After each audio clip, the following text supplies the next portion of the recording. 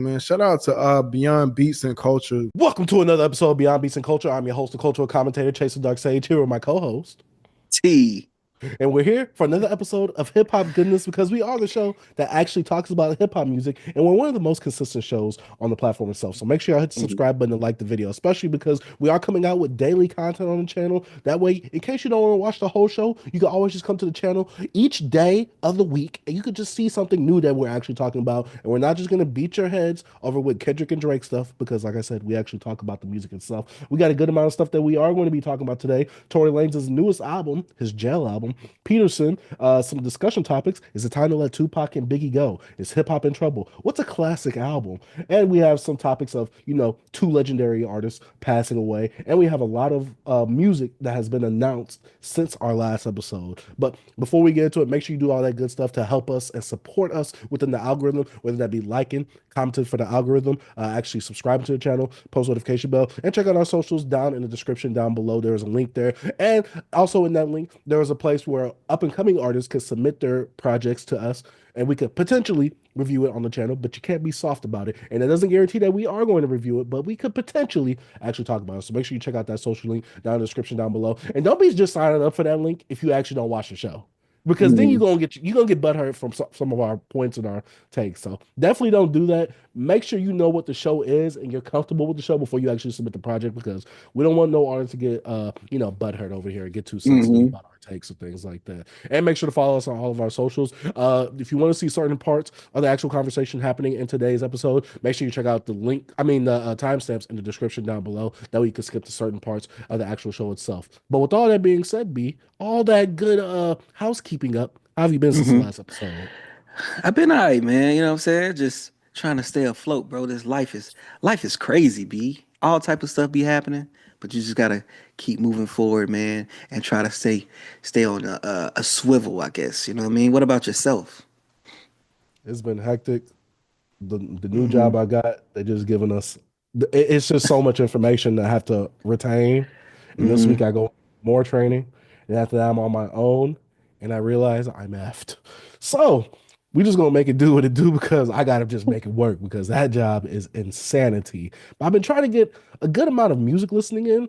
And I gotta say that I've been listening to a lot of like Drake's Certified Lover Boy as I've been, back into the workforce. So it's kind of weird. I don't know. It's just like with Drake music, it's just so easy to like listen to, and I don't have to fully invest myself within it. And also, Tory Lanez' new album, I pre-ordered it the day like the pre-orders went up, and I got it literally the day after the actual album came out, which I was like, this is crazy right here. But it's downstairs.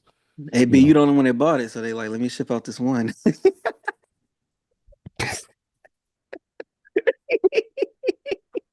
I feel like I was the only person that listened to it this weekend because I'm just like, no one else is talking about this album. And I can't tell if it's because he's independent, if he doesn't have the promotion, if people don't really like Tory Lanez. Is this music the type like Rod Waves where people just doesn't really talk about it unless there's like some drama involved? I don't know. We'll talk about that later in the actual review itself. But besides all that, what have you been jamming since the last episode? And B, I had to go back, bro. Like, you inspired me. I told you I haven't listened to Justin Timberlake in a minute. So I went back myself and listened to the 2020 experience. This one, though, the deluxe edition. And I'm like, because I used to love this album. I played it part one or part 2020 two? part one. Okay. That's the best one in my opinion. To me, that's the one I could just listen to. Yeah, I think part two is just, leftover stuff. Yeah. So going back listening to this, bro, and I was like, come on, girl. She's like, she ain't listened to this in a long time as well. And I was like, bro, this album, hearing Strawberry Bubblegum, I was like, I haven't heard that in so long, bro. Strawberry Bubblegum. And my girl was like, dang, he really chewing on the strawberry bubblegum because every song is like 10 minutes. It seems like it's so long, but it's like 8 to 7 minutes because like he did this whole thing where he had pretty much like part twos of the song. You know what I mean? Like it totally kind of changed the feel of the song or whatever. And just going back, listen to this album, bro. I don't know, man. Listen to it now as more of an adult because I was like 19 and like 20 when this album came out or something like that. I think I was 19. And like hearing it now and just, I was like, dang. I think I was 19, 2013. Because I was in high school when this came out. Yeah, I was 19. If you was 20, that means I would have been 18. That's what I'm saying. I was 19. I Yeah. was 17 when this came out. Okay. Yeah. Because I remember when Student Tie dropped on like everywhere. I remember this song being out though. Yeah. Yeah. That song was huge. But I'm saying I remember being hyped for the album. But Mhm. just going through here, bro, and just because how much did Timberland produce on this? I think he's like the main producer The on the main album. producer on here. What That happened along to with future love songs. See, yeah, that's when you he say did like all them those, yeah. songs was long on there. That's because Yeah. that comes from that future That love, feature. the Yeah. future, That's from the my future favorite. sex love sounds That's my favorite thing album by him. from him. Yeah. Yeah. But now just listening to it, bro, just put me back, bro. JT, his new stuff. I tried to listen to like The Man in the Woods, or whatever. I remember when that came out. So disappointed because he was trying to Mhm. do too much. But Mhm. but with this album right here, I feel like they did it wasn't to me, it wasn't better than the last one they did, but I feel like they brought back, you know, how they brought back what they was doing, but like they are more refreshed, you know what I'm saying? And it don't sound dated or nothing like that. Like I feel like if this album came out now, you'd be like, dang, I think this is a really good R&B project. I don't know, Mhm. B, do you think did they set like a standard, V?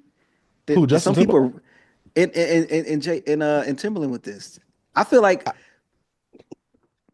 To be real with you, if literally Justin Timberlake would have did Justified his first album mhm, up until 2020 Experience Part One, he would have had one of the best discographies in R&B just from just from those and three albums. Justified, Future Sex Love Sounds, and those 2020 Experience. they dope B. albums, bro. And I was watching the clip. I think I talked about it last week, where Hmm. Charlamagne was like, Justin Timberlake is closer to Michael Jackson than Chris Brown is. And I'm like, that's a I conversation. ain't seen that clip. It was an old Vlad clip. Because Mm. Vlad was saying like, oh yeah, Chris Brown is like the next Michael Jackson, and this is like I said, oh, this is when Charlamagne was Yeah. still dark, and he said, nah, that's Justin Timberlake. He said Justin Timberlake pushed the sound, like he's the one that's like, Hmm. pushing the sound forward and stuff like that. Hmm. He's like, That's you what I'm just think saying. that he's that because he's a performer. Chris Brown's a better performer. Former. But nah, that's a good take because I'm saying musically, the stuff that JT what they do is like it's more genre like bending and also it's pushing like R&B in a way. And I'm just Hmm. saying like a lot of people now kind of sound like this. I'm saying this don't sound like dated at all. It don't even only song that put me in a time frame. Even though like I know Mirrors was like on the radio a lot too, but Suit and Tie is the only song that I'm like, okay, it brought me back to 2013 when I couldn't get away from this song. But if you listen to this album, this is a really good album, bro. I don't know. That's one thing I liked about it too, because I was thinking about it in the context of like where I'm at in my life now, being 31 and being freaking 19 when this album came out and nothing and it still sounds, you know what I mean, like it don't have a placement, like it could be not anywhere and but it sounds like it's It's timeless ahead music. of it, it's timeless, but it also sounds like it's ahead of its time in a way. I'm just Oh, so saying. just like Future Sex Love Sounds then. Oh, of course, but I'm just saying Hey, Future hey. Lex, hey, to me that album has some songs on there that, come on, man, To me, they neck and neck. God dang it, they the too great, 2020, yeah, 2020 they dope, bro. yeah they neck and neck for me. Yeah, but nah, I was just going back, listening to it, and I was like, I listened to it twice yesterday. Did something Mhm. just fall? Yeah, I listened to it twice yesterday. I was like, yo, bro, this album right here, it's a good album, bro. It's a great album. Classic? Mhm. Oh yeah, I think so. Yeah. I think Future Sex Hmm. Love Sounds. That's why I'm Oh, like Justin Timberlake's that's a discography. classic. Like the first That's a half of classic. it, classic. The first Hmm. half is classic. Because even with his first album, half of it produced by the Neptunes, the other half Hmm. produced by Timberland. I'm like, he was locked in. It just That white boy can say. some people hate what Justin did to Janet Jackson. You know what I'm saying? Hey, me. Hey, you already know it over here, B. Just give me the music. I don't care about what happens and all that other stuff. It was an accident. Mm-hmm. At least that's what I've been told. Hold up, B. But yeah, B. Great album, bro. Great album. What about you? What you listen to? First thing I want to talk about probably has to be Paul Wall and Termanology's collab project, Start, Finish, Repeat the Deluxe. Now, shout out to the boy RB Reyes because he put me onto this because I think Enter the Dome, shout out to Tony from Enter the Dome. Hmm. He talked, he posted a picture of Paul Wall's The People's Champ, his second album. And I'm like, oh, I Mm-hmm. love this album. Like, it'll be hard for me to critique it, even though I'm gonna have to later this year for a Dark Sage Interlude episode.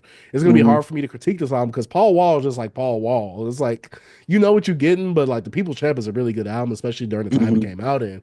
And then RB Reyes, my homie, he said, "Is this Paul Wall's best album? Do you think this is the best album?" I was like, Yeah. "I don't know." I was like, because I listened to that. I listened to two of his other albums. I forgot the name of them off the top of my head, but I listened to two of his other albums after that during high school a lot. And I said, "What do you think is his best?" And he sent me this one, and so I listened to it. Mostly, a good amount of it is produced by Stack Selecta. So Mm-hmm. Paul Wall's in that little bag where it's like Bun B was kind of in that too. And I will say Mm-hmm. that Paul Wall, he did a really good job on this project. Termanology is going to be Termanology, which he does a good job lyrically as well. But Paul Wall is the one that really surprised me because Termanology, I got what I expected from him. But Paul Wall, for me, I'm like, all right, you stepped your What's the game name of up on this? this one. What's Start, the name of finish, this album? repeat, the deluxe. And a good Start amount of it finish. was produced by Stack Oh, Selecta, I but the see. whole thing is not produced by Stack Selecta. Even Large Professor has some production credits on here as well on a song or two. But yeah, overall, I was like, okay, I'm actually thoroughly impressed with this project right here. Paul Wall came out with a good album last year that I talked about on this show, and he came out with a good album the year this came out, I think 2023. So yeah, first off, shout out to my homie RB Reyes for putting me on to this. But yeah, really solid body of work. I liked every song on this project. I never heard about this. I Terminology didn't and either. freaking Paul Wall. But I But know terminology. terminology be with Bun B a Yeah, I lot know. on them Yeah, on them show yeah, but I know him statics. and Static Selector. They like Yeah, together. see, to They me, have the. that reminds me of that when we talked about that DJ Mustard and that Oh, YG feature. if Like, you get hey, a, like yeah, yeah, you get yeah. my beat, You, you get my, you gotta take this too. You gotta take this but feature with it. terminology. But terminology being one of the like. I haven't heard him rap in years, but he's more of like a lyrical guy. You know what I'm saying? I don't know. I just him and Paul Wall and Static. I know Static can do no wrong. He's a beast. So I Yeah. don't know. Beat that. Hold on. Let me put this in my. I might check it out. I might check it out. I'll say that, when it comes to like this lane of like Southern rappers, like getting with like these certain producers, like we'll talk about Two Hmm. Chains later, trying to get with these like underground producers and like, actually show like, yo, I'm here to rap, dog. Like, you know what I'm saying? I'm not Hmm. afraid to rap. I like this genre of like this Hmm. age that we're getting in with these Southern artists. So Hmm. yeah, I don't know. It just brings a new life to like their discography and like their career to be looked at differently. But yeah, Hmm. shout out to RB Reyes for putting me on and shout out to Paul Wall. Did a pretty good job on this project. I didn't know this existed. B. Did I not know didn't it either. I existed. only knew of Paul Wall being on some Trill Statics because he was on Bun B's, Bun B's project. And Terminology has Hmm. been on some of Bun B's Trill Statics as well. So Hmm. yeah. What's your next project, B? Or next My, song? well, my next project will be from Mike Shabb. Would be was it Shabb Van Gogh? He put out a new album. Mike Shabb, if you're not familiar with him, he's from Canada, but I don't know if he's from Toronto. Did he have a But vinyl come out this weekend? he probably did for the album. He probably did for his album. Yeah, that's what I've been seeing a lot of talks about that over the music. Yeah. Yeah. The album was okay. Um I listened to maybe I want to say about three of his albums before. This is probably not my favorite album by him. I probably need to have him more listens, but he falls in the lane of like with this one, he got a little bit of a modernized to him, like because he was using different like more of like mainstream kind of flows when it comes to like it felt like like what could be the example? I could say he was using kind of like the flow Micah used sometime if it comes to like a little bouncy beat. He was getting on stuff like that because he also a producer, so I don't know if he produced some of that stuff too. And he got a song featured with Neonte, which I talked about before on here, and that kind of sounded as same vein. So he probably wanted to switch it up a little bit. It wasn't bad. It wasn't a bad album. There was some beats on here that I really rocked. I really liked, but lyrically or like subject drama like rope is like the track that's like more like dang like he kind of talked about like I don't know if he's saying his dad actually committed suicide or something like that but that song right there was a very touchy song. It wasn't bad at all, but it was good song, just kind of dark, you know what I mean? But other than that, this album's kind of like light in a way, kind of playful in some bits, but not playful in production wise. But just I guess it didn't seem like it was serious when it comes to uh trying to make like this lyrical miracle song. Like I'm about to have fun and mess around with different flows and different production. So Mhm. overall, I think it's cool. I might have to return to it just to get like a really good feel. I'll probably listen to some interviews by him to see like what was his direction from this. I don't know if he have anything like that out, but I don't know if any of you guys haven't checked it out. Mike Schaub, Shabb Check it out, man. All right. My next project has to be Leon Thomas's Electric Dusk. I don't know if this is his first album or his second album, but obviously the Yes, album before. I think his first. I think that's his first album.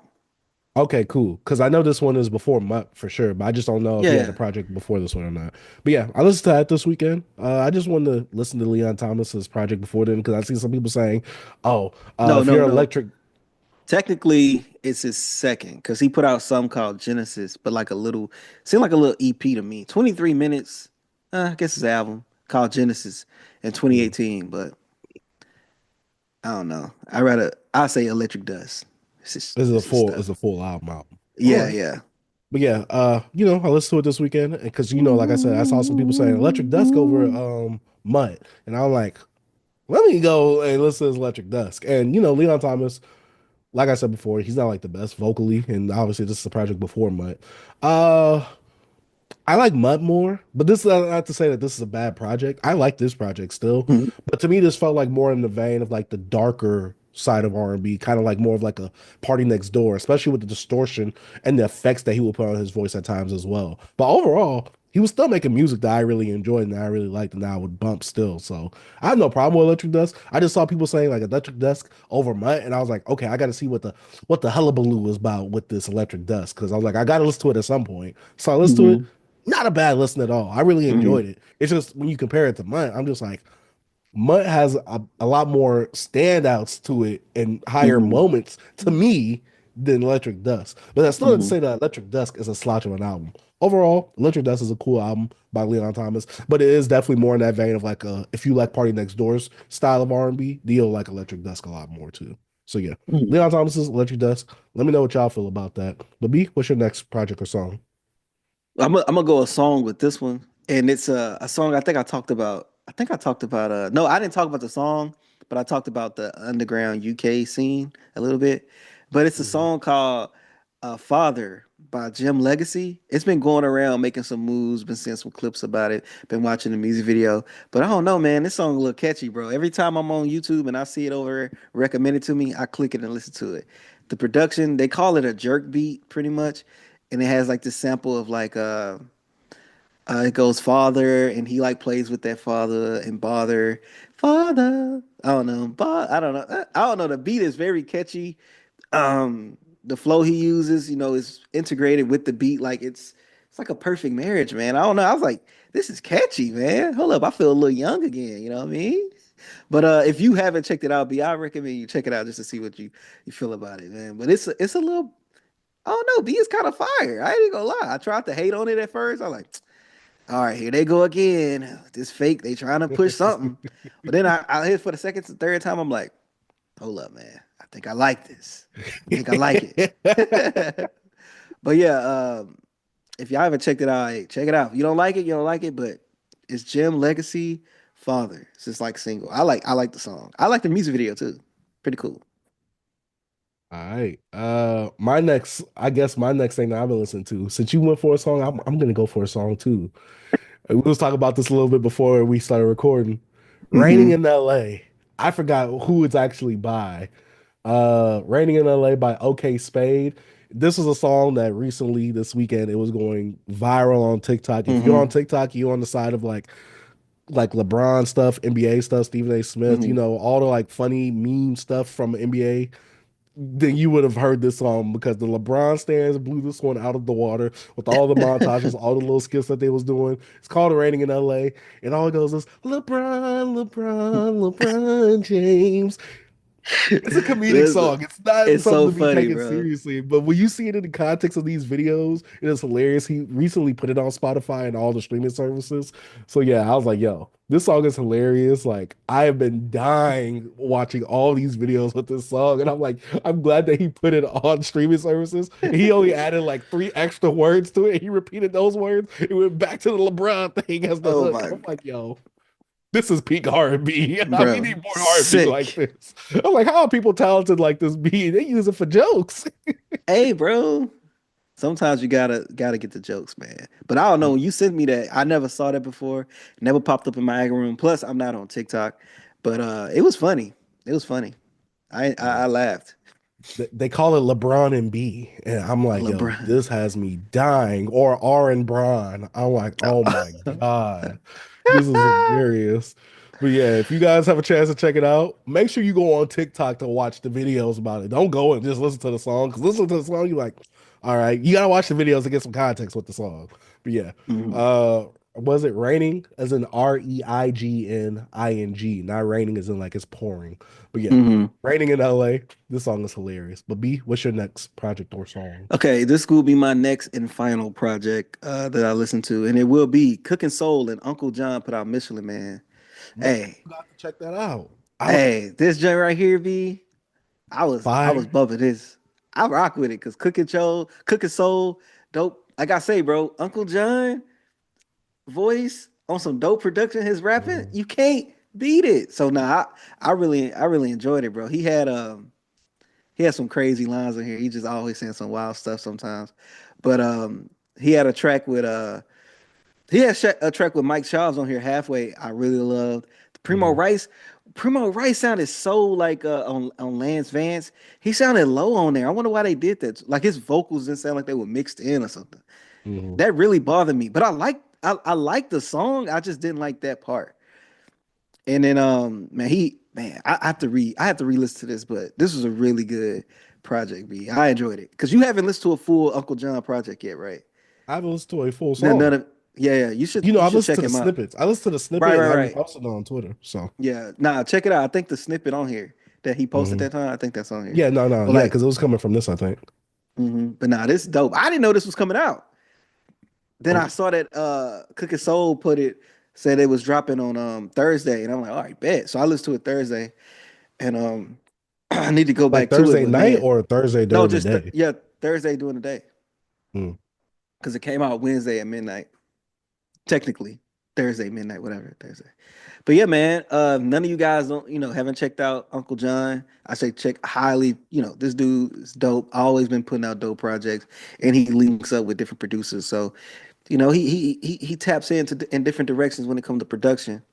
And Cooking Soul, if you're familiar with him, come on, Cooking Soul, come on, man. He Mhm. cooking the soul up. The samples are always on point. And I don't know, bro. It's more than just the soul samples, bro. It feels soulful. You know what I mean? It brings a joy to you a little bit. You know what I mean? But check it out. Michelin Man by Cooking Soul and Uncle John. It's little under, what, no, under 30 minutes. It's 28 minutes, 10 tracks. Mhm. Get you in and get you out, bro. Hey, Fire. shout out to Uncle John. I haven't listened to Yeah. it, but you know, Yeah. we've had our conversations behind the scenes. Mm-hmm. I was wilding. Yeah. Man, I was wilding. He was wilding too, Yeah. though. But you know, we agreed to disagree. But either Yeah, yeah, way, yeah, shout out yeah. to him. You know No, what I'm Uncle John, saying? he I cool need to people, check it bro. out. Yeah, Yeah, yeah, he he cool is. people, bro. I need to check it out to see what it's about because I've been Right wanting on. to check his music out after that whole, Hmm. kerfuffle, whatever you want to call it. Yeah. But yeah. My last project, and it was one I actually listened to today because I was just like, dang, did I jam anything last week? And so Hmm. I went to Rick Ross's Trilla, his second album, his sophomore album. Hmm. This has songs on there like Speeding with R. Kelly, Here I Am with Nelly and Avery Storm, and The Boss with T-Pain. What's How up? speeding goes? I'm Yeah, speeding. no, see, on the How it music video goes? version, I'm speeding, Yeah, speeding, I'm speeding. But on the actual album version, I'm speeding, speeding, I'm speeding. I'm just for like, real. ugh. And R. Kelly even has a little verse on there. Like he has like the last verse of the song. He killed it. Sitting in the living Oh, room watching the Grammys, wishing that was me that was on the yeah, Grammys. that I'm like, means yeah. I remember that. I remember that. I remember that. B. I remember that. So hold up. This album came out what year? 2008, I think. So I haven't put out this video yet, but I re-listened to. Well, I didn't listen to ranked albums from 2008. Didn't rank them. I've just looked at them, right?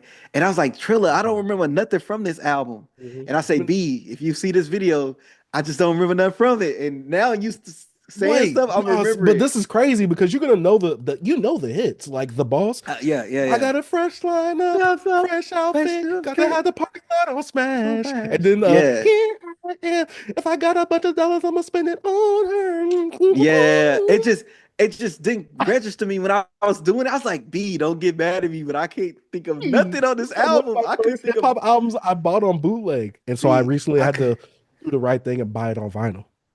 Okay, yeah. because it came You out redeemed limited. yourself, It was B. it was a limited vinyl. Mm-hmm. But yeah, I re-listened My to it bad. I didn't today. mean to.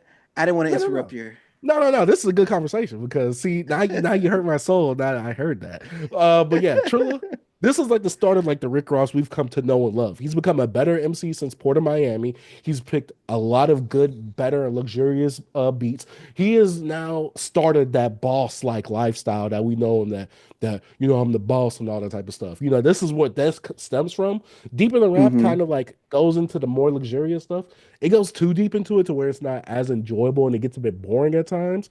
But this is like the part that this is the album that really like a God Forgives I Don't like kind of stems from. Teflon Don kind of stems from. Kind of stuff like this. Trilla has so many cuts on there on that album that I really, really enjoy. And just Rick Ross as an MC, you can see that he's stepping his game up, leveling up, but also making better songs as well. So yeah, Trilla had to go back to this 2008. Rick Ross, like I said, this is one of the first bootleg CDs I ever bought when I was younger.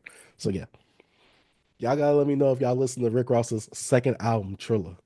Yeah. Man, I cannot believe you couldn't remember I anything could, off bro. this I album. blanked, bro. I blanked, B. I said I can't remember B, you nothing gotta off remember here. the iconic music video where Rick Ross jumped off the freeway and into the water. Yeah, into the water, bro, onto the boat, and he was necessarily popped up on the boat, Isn't that the end? And R. bro. Kelly was I walking down blanked. the runway.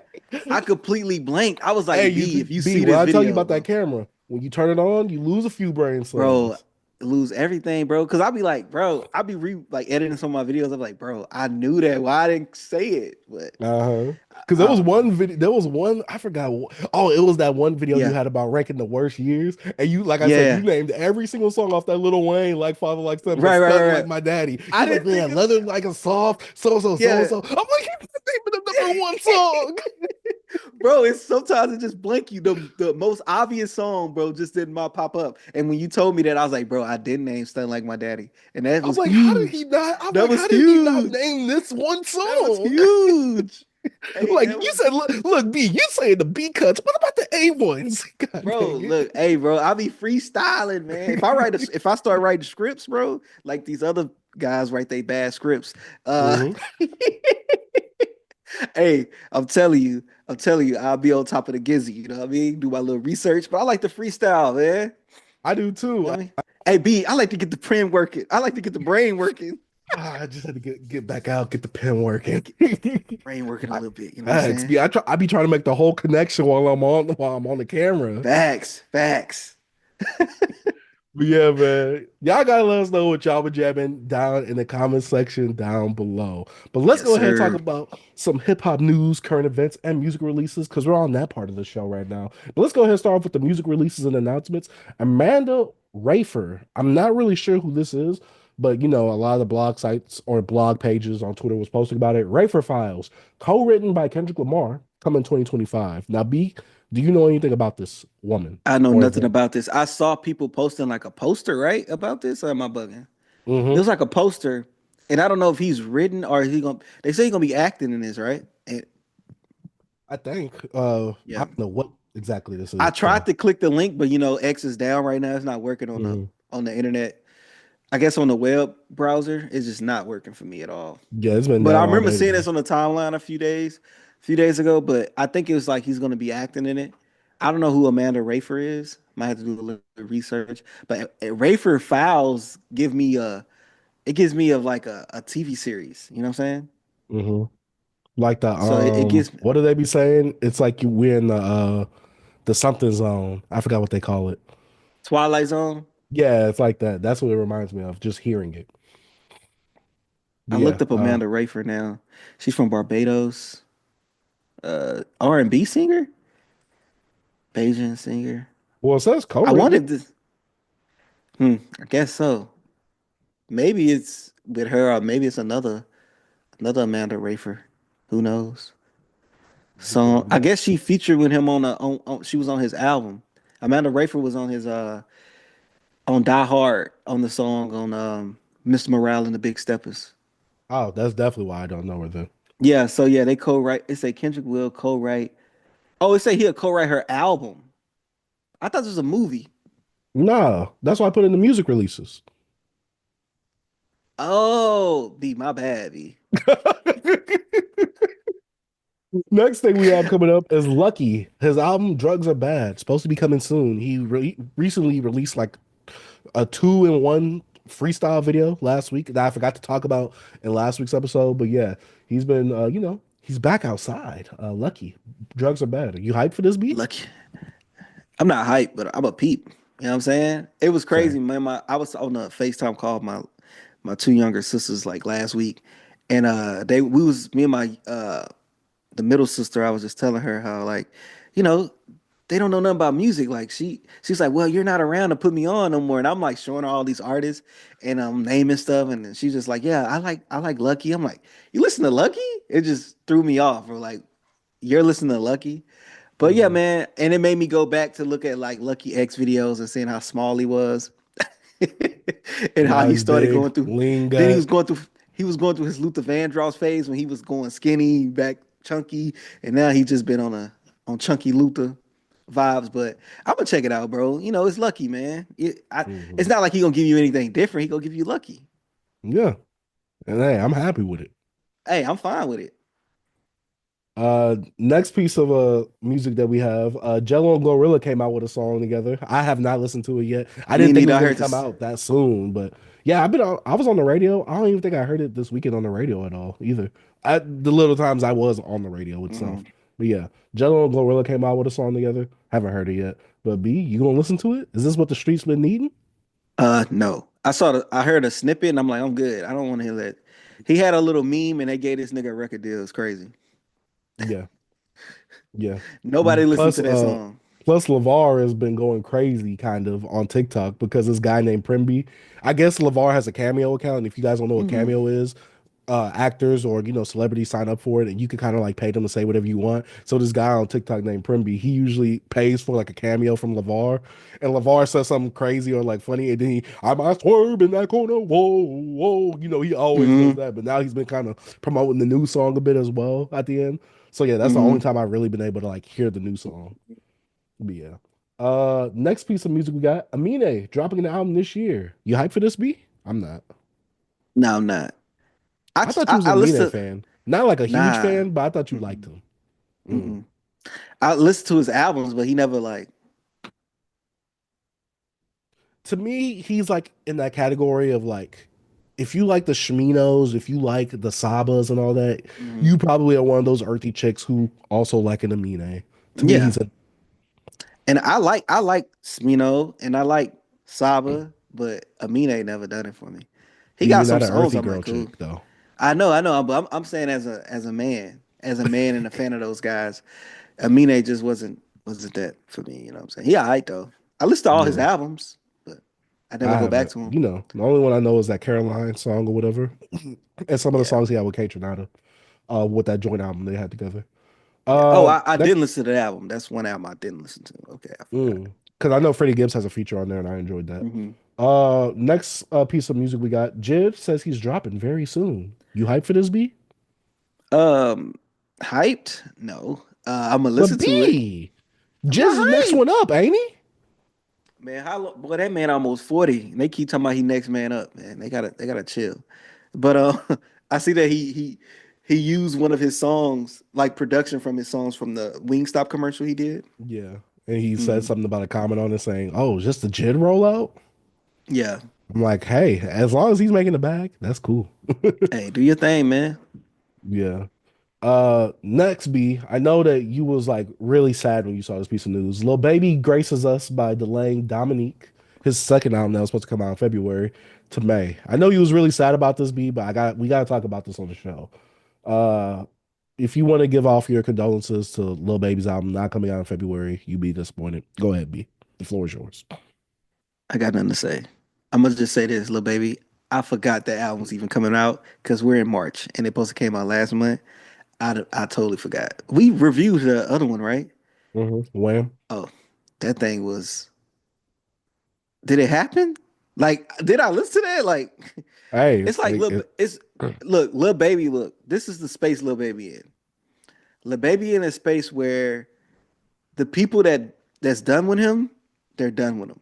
But the people that like them, some little baby, are the people that's not in the circles of like social media in the freaking chambers of like hip hop media are like, they don't care. They're gonna go listen to their little baby on Spotify, Apple Music, listen to their playlist, and they gonna stream Lil Baby album. He gonna sell 100K first week. Yeah, this is like raw wave now. Because Lil Baby used Yeah. to be in those conversations. Now he's gotten into the raw wave point where people don't discuss his music anymore. But I never understood why Lil Baby. I had these. I ain't gonna get into it, B. I just feel B, like you gotta stop hating at some point. You gotta stop B. hating. B. I'm You gonna gotta stop, stop bro. hating. You gotta stop. I got some heat that got delivered today though. I'm waiting for my replacement to get delivered today. Oh I'm yes, gonna for see your that. side A, right? You need side A. No, my side C and D. Oh, C and D. You got Yeah, two. I got two Yeah, side okay. A's. Yeah, you're right. But yeah.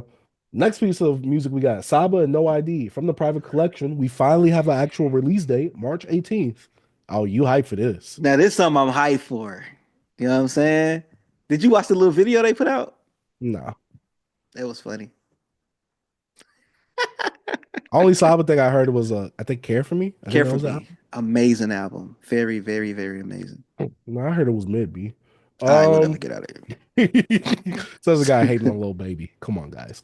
All Next right. piece of news. I know you was really hyped for this one. Old hip hop coming back. B. Mace claims to be dropping an album in May on the first day of the Diddy trial. You say you want to hear that Next. old school flow, B. Hey, next. You gonna Uh, listen to it?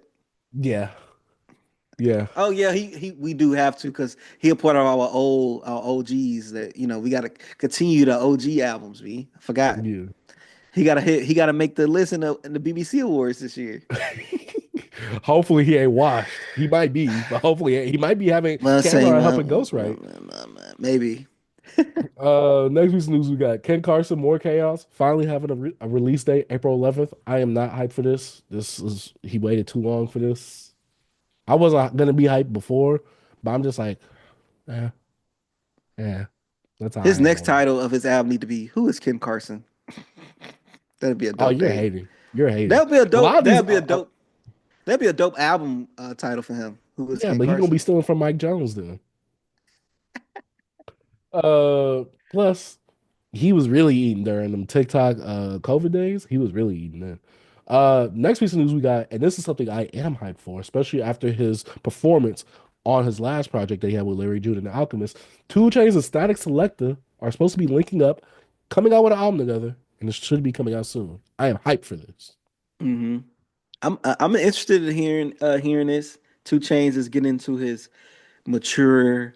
I just want to rap back. Give me some laid back beats, and let me just do my thing. You know what I'm saying? Because I remember on that interview, was he saying how like he has to stand up for those trap beats and get in the vibe, like to get in the pocket. And when he rapped on the Alchemist stuff, he could just sit down and just rap. It was something like that. He was saying that on the I don't Breakfast Club remember. interview. I don't remember too well. Yeah. But yeah, man, he's getting that bag, and he already established like nothing can hurt 2 Chainz. He already established in the game. He got the hits. He got some accolades. He's a staple already. So now he can get into a different bag. That's why I feel like a lot of older artists, once they're gonna do what they're gonna do when they continue to get a little older, especially the ones that like to rap. You know what I'm saying? I'm not the biggest 2 Chainz fan, but I can't say he can't rap. You know what I'm saying? So before we leave off this topic, you say what, B? I said finally. Anyways, I don't know if you saw this, but Alchemist said he want to work with Future. That's all I'm saying. Alchemist, you just better not give him the leftover beats. You be giving some people them leftover beats, and you can tell that they leftovers. Like they, as the people say on Twitter, reheated nachos. Don't give them beats.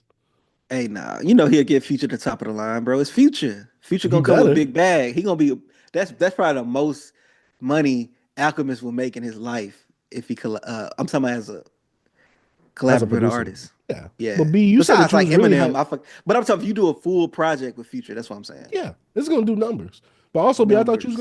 I thought you was really waiting for that Big Sean and Alchemist album. You said you really So wanted what Blue tweeted B? that. What? Blue says he has an album produced by Logic. See, this is something I knew you was really hyped for. You was like, "Woo!" I also need the Logic feature to come with the beats as well. You said that. You told me that I off screen. I actually was thinking about this. And yes, we're talking about Blue that made it. Blue in Exile. We're talking about that Blue. I was thinking about this. I wasn't, but Blue, keep going. I was just thinking about this. I looked at it. I'm like, okay, what can go wrong? So, Blue gonna give you dope rapping. Logic he do is producing things, but I'm like, I was trying to think like, what could happen here? Like, you know what I mean? And I was like, I don't. What I could was, go I wrong was, in me? I just had to start laughing. I just had to start laughing. Me. because What could go wrong? but thinking about Logic production, B. Like, what's the last thing Logic produced? Well, did he produce He anything on was his last producing on that album? Juicy J. He produced that snippet for that Juicy J video. Oh my god. B. I mean, hey, B. he could.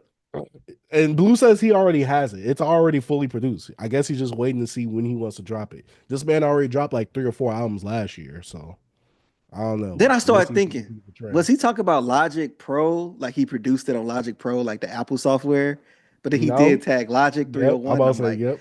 I'm like, dang, he did. You know what I'm In my saying? head, I said, let me make sure. I pressed it. Logic.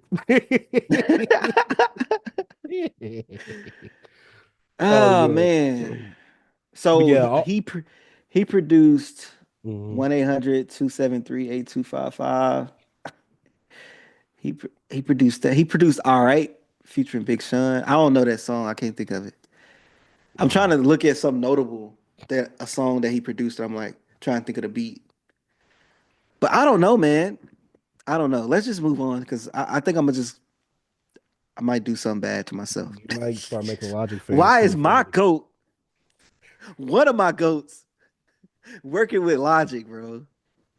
And I Hey, have to listen to the he has to work album. with the new up and B, coming go, B. B, I have to listen to the album. I might as well. I might too. I Hey, and I'm might gonna too. say this is what I'm gonna say. I'm gonna predict the future. Yo, Blue rapping, but these beats, I'm just gonna go in on the beats, B. Just go in on all the production.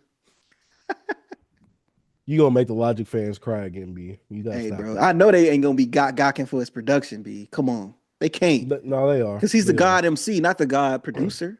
No, B. But see, when you do both, that levels you up. It doesn't matter if you do both and it's just Oh, he's mediocre all across the multifaceted. board. Exactly. It doesn't matter if you're Mm, mediocre at both or you're mm, mediocre at one.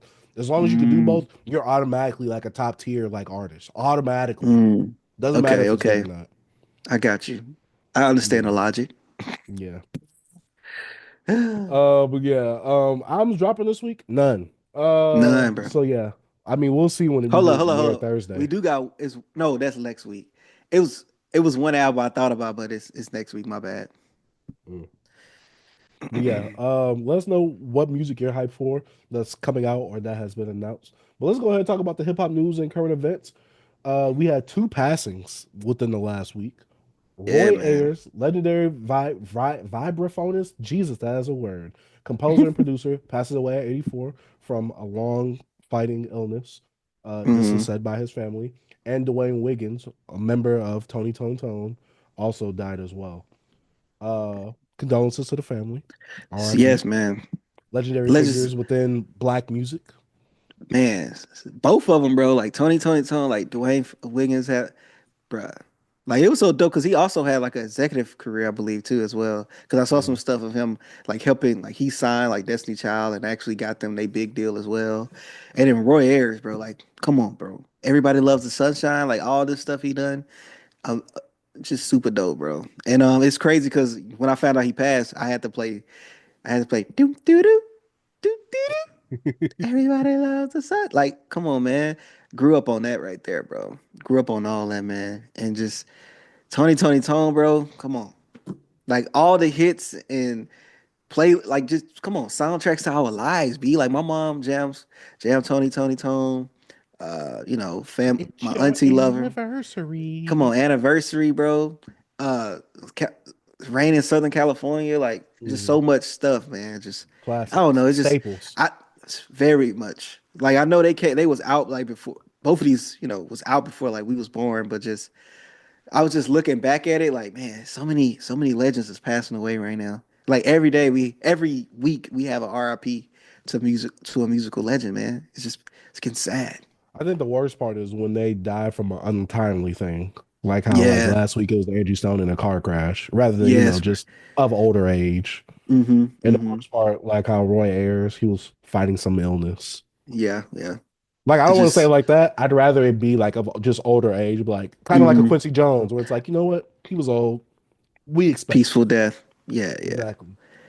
But hey, Either way, man, RIP and condolences to the families of these RP people, to their both of loved them, ones. man. But yeah. On a lighter note, talking about things that's older, Mike Epps confirms that there is an official Friday sequel. The reason I put this is because obviously Ice Cube is one of the people that helped create Friday. So hip hop, obviously. And Friday is a staple within black culture. Mm-hmm. You got to know what Friday is. But for Mike Epps to confirm that there is an official sequel, I'm scared of this because the last movie they did not end on a high note. B, what about you? Yeah, like Friday After Next, No, I thought it was corny. bro. Friday Next is classic, They man. Come made they on, made Day B. Day a caricature of like who he was supposed to be because Day Day was so much better in Next Friday. Of course, he was better, but I still enjoy Friday After Next, B. It's so many quotables. Look, Yeah, I feel like Friday was the best movie out of them all because it has, it had different it has the it had different points of the film where like it had serious tones, comedic tones across the board, of course, but it also had a message in it and all that. But when it came to next Friday, it was more silly. Friday After Next got even sillier. And I'm be honest, B, I want this one to be even sillier. I want this to be like a straight to Netflix one. Like I want this to be outlandish, just crazy. Like I want it to be like on Amazon Prime. Cause they old heads, be what we want from this. It's so hard to make comedy movies now. You just gotta be really silly. B, what's the last great comedy movie modern times in the last what 3, 4 years have you seen? Please tell me. comedy. Please. You said the You probably can greatest. go further back than that. No, just a good comedy movie in the last 5 years, I say. Um, come on. It's tell me, come on. And don't let me make it black. Don't let me say black comedy. Yeah, because the two black comedies I actually went to go see in theaters. B. Comedy is a comedy movies is a dying genre. Like it's really hard to like reinvent something, especially modern, and then also being in the time we in. I feel like it's some directors out there and writers that kind of try to push it in comedy, but nobody really watch it. We're I think watching more something like stand this up would comedy be than comedy movies. true. I think it'll try to be too modernized. You get what I'm saying? Like, oh, Yeah, they it got to will include be. something like TikTok. They got to include something like influencers, Instagram models, stuff They like might that. have kids. They might have kids now. They might, looked at as granddads, blah, blah, blah. That's what I'm saying. Like, just give us, to me, bro. I'm not trying to have high expectations for this because I know the state of what comedy movies is in right now. Just give us some silly crap, bro. Because look, Also, we know the state of Ice Cube too, because hey, your job's a blow job. no job. You know what I'm saying? Hey, give me some of that. I'm just saying. Just be the old grumpy, say whatever they want. Just do that. Cause regardless, it's no way this movie can be good. It's no way. But you know it's gonna get. You know if this goes to theaters, it's gonna get that backing though, just off the name alone. Oh yeah, I'll go see it. It's Same. just it's just to be it's just come on, bro. What's that other comedy movie we seen this year with One of SZA? them days, Yeah, like one of these days. why y'all just didn't name it Thursday or like Rent Due? they like Friday was a day. You know what I mean? It's the same thing, it's just a female version of Friday. They should I just named said, it. I think I said that when we talked about Yeah. it too. Mm-hmm. So yeah, this guy just killed it. He said Friday. He said, "Yeah, guys, this ain't gonna be it, but we gonna still watch it, but this ain't gonna be it." It's So not gonna maybe be what it, you bro. It's said. hard to make comedy movies these days. You got to add a different layer onto your comedy. Like, look what's the director that's doing the new what Monkey or whatever, the one that got the did Long Legs.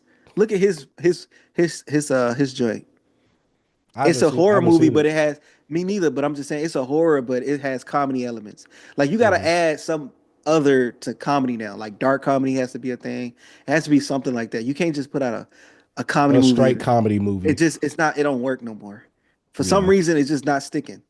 It's just But do you not. think comedy movies were ever just comedy movies on their own? I don't think they ever were. It would usually be a rom-com, or Nah, something. think of comedy movies like I'm saying, think of like Next Friday. It Okay. was like it's so many comedy movies you can name that was just like comedy movies. Yes, it has a. I feel like every story has their romantic story or whatever, but a rom com is mostly evolved of trying to get the girl, or you relationship with the girl.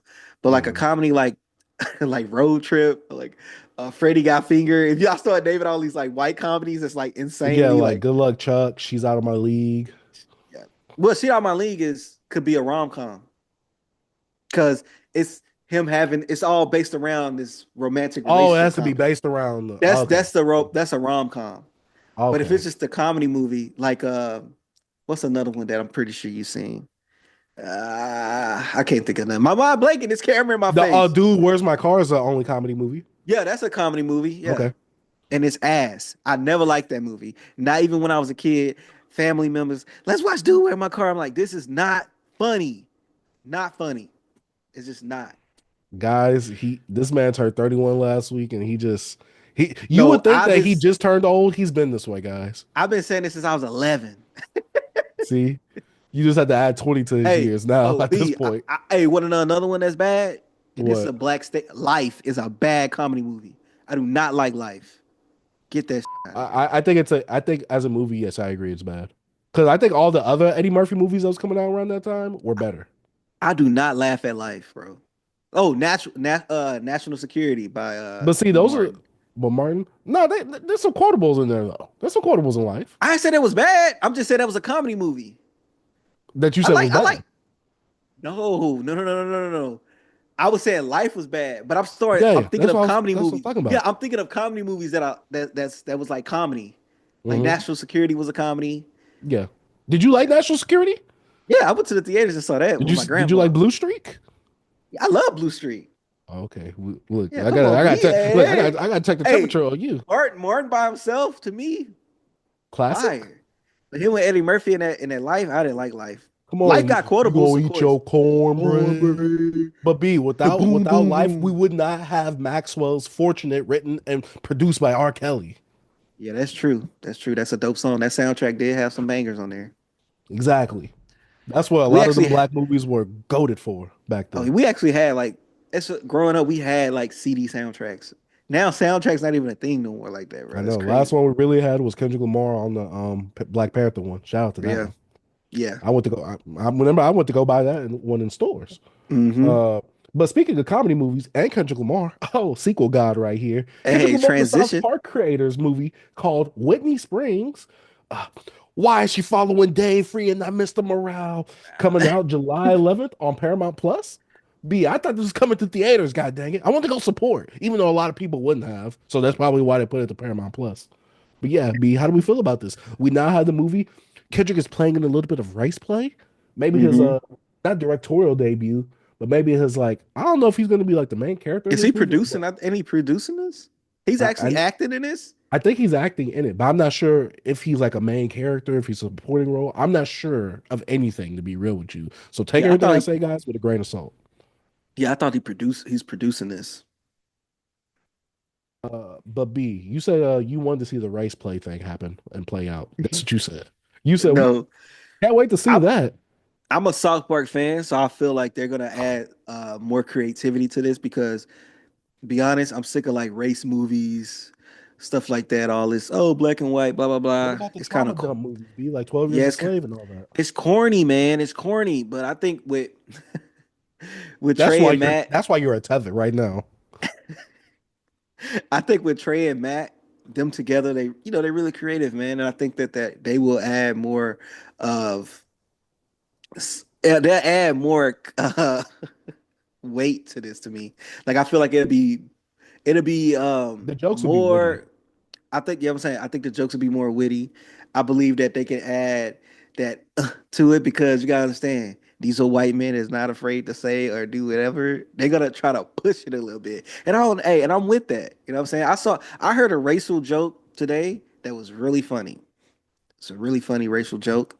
Who I said it? would repeat it. Should I repeat it on this broadcast? Who said it? A white lady. It was Okay. it was It was funny. So when we Uh-huh. so she goes, I was walking down the street at night and I saw a black man and I immediately reached for my purse. But logically, I just knew that they wasn't for sale anymore. But he stole my wallet.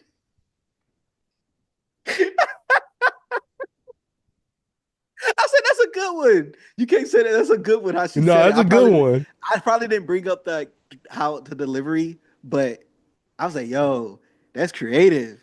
You took it another way because I thought you was just, you know what I mean." Talking about stealing.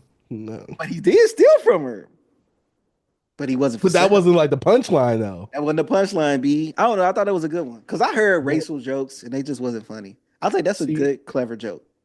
yep, and that's how we get canceled, guys, because we don't push back on that type of stuff.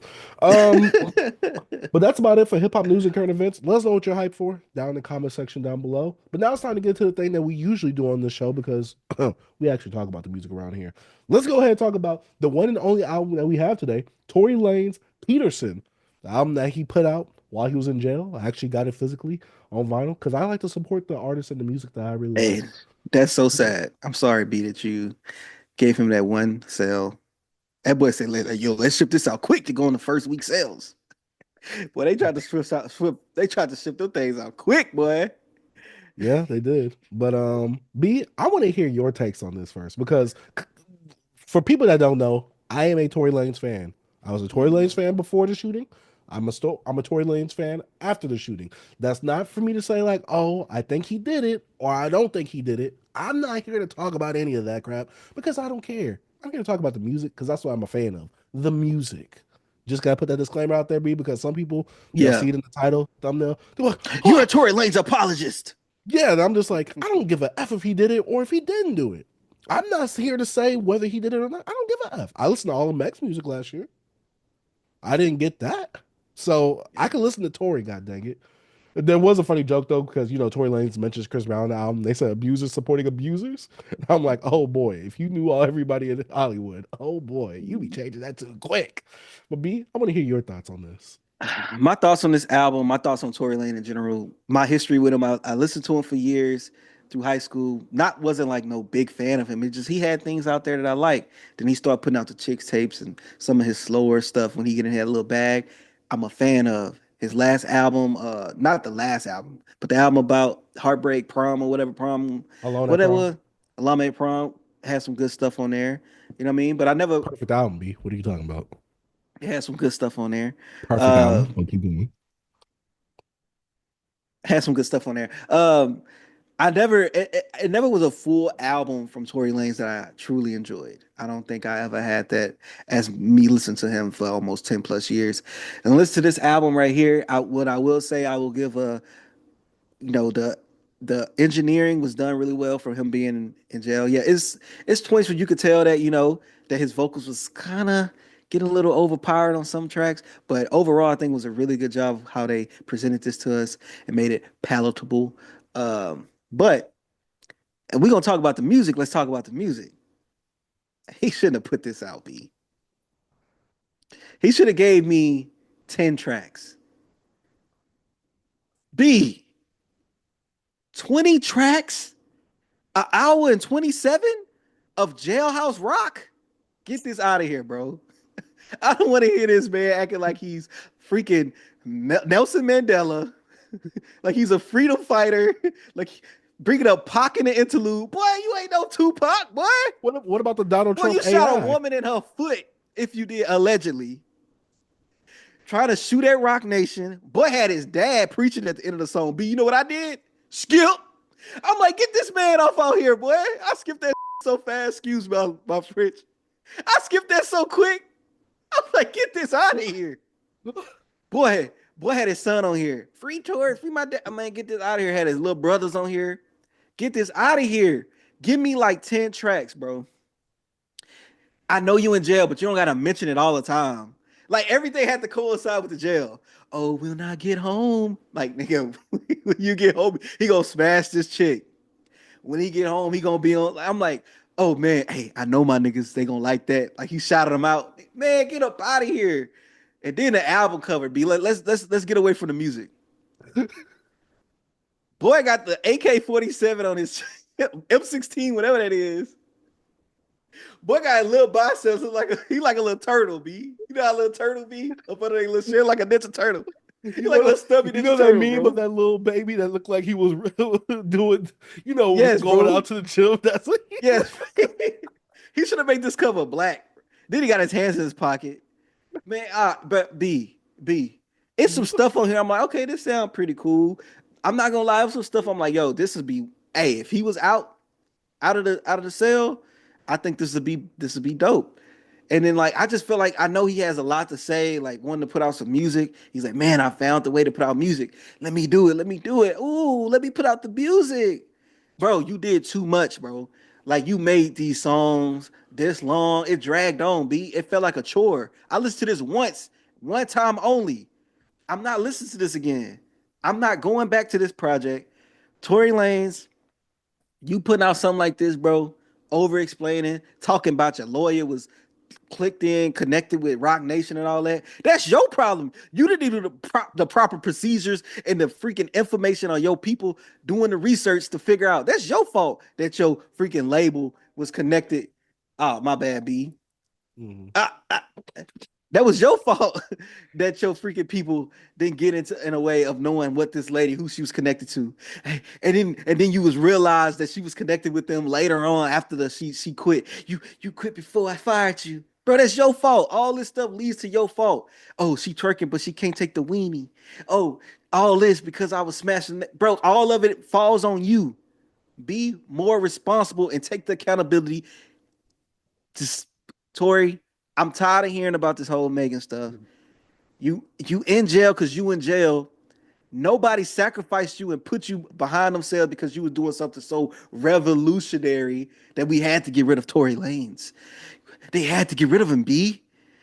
It's a conspiracy.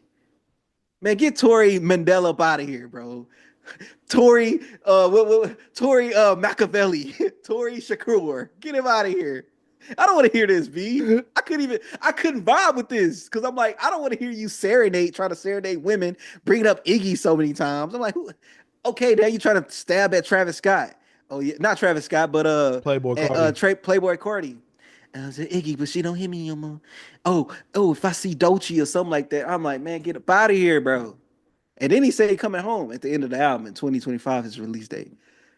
Did he say that? Or he just He speaking said that something in like that. fruition? Like I think he's speaking it into fruition.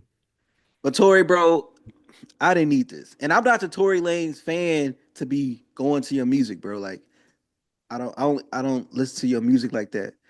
But yeah, that's all I gotta say, B. That's how I feel about this album. I just think Tory Lanez should just do his time.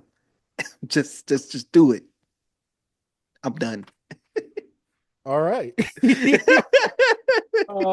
Going into this album, it's obviously prefaced that it is a sequel to his album Daystar, which is the album that he put out, kind of like his Me Against the World, before he got sent to jail because of the whole Meg thing. I ain't even mentioned that, and I ain't listened to that Daystar stuff. I didn't listen. Yeah, because he throws shots at like all the people that was like, already putting the claims on him. Him talking He had about, to oh, if clip I go them to all. jail, so He and had to so. clip them all in there, right? Like a snippet of them all saying how he a nigga. I Excuse my think French. so. Yeah, I think remember so. that. Yeah.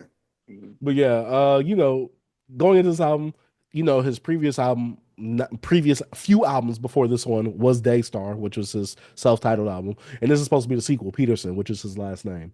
Going into this album, we already knew that this was supposed to be the jail call stuff. Over the last year, he's been releasing a whole bunch of his loosies and singles that he just never had on streaming. So I thought that was a good move to do while he was putting out also his songs called Prison Tapes, which he should have put that in a collection as well. But going into this album, I didn't have high hopes or expectations, especially when we got the track list. I looked at that and I was worried. I was like, "Ooh, there's some names on here I don't know. It's a lot of tracks."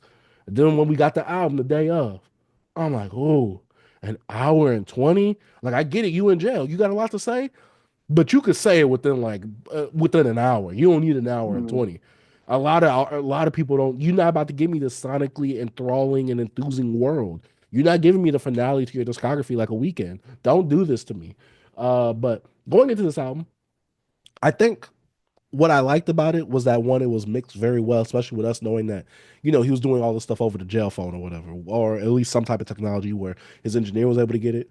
mix it well enough. You could tell what stuff, because some stuff kind of sounded at some points where it wasn't like, it was just like a leftover Tory song, because I was just like, this sounds a bit too clear. And your auto tune and your voice is like perfectly how it was before you went to jail. Because me as a Tory Lanez fan, I can sometimes tell, like, a lot of the times I'm like, okay, he sounds different, obviously because he's on the jail phone, which I don't have a problem with. I'm giving that album grace on that context right there.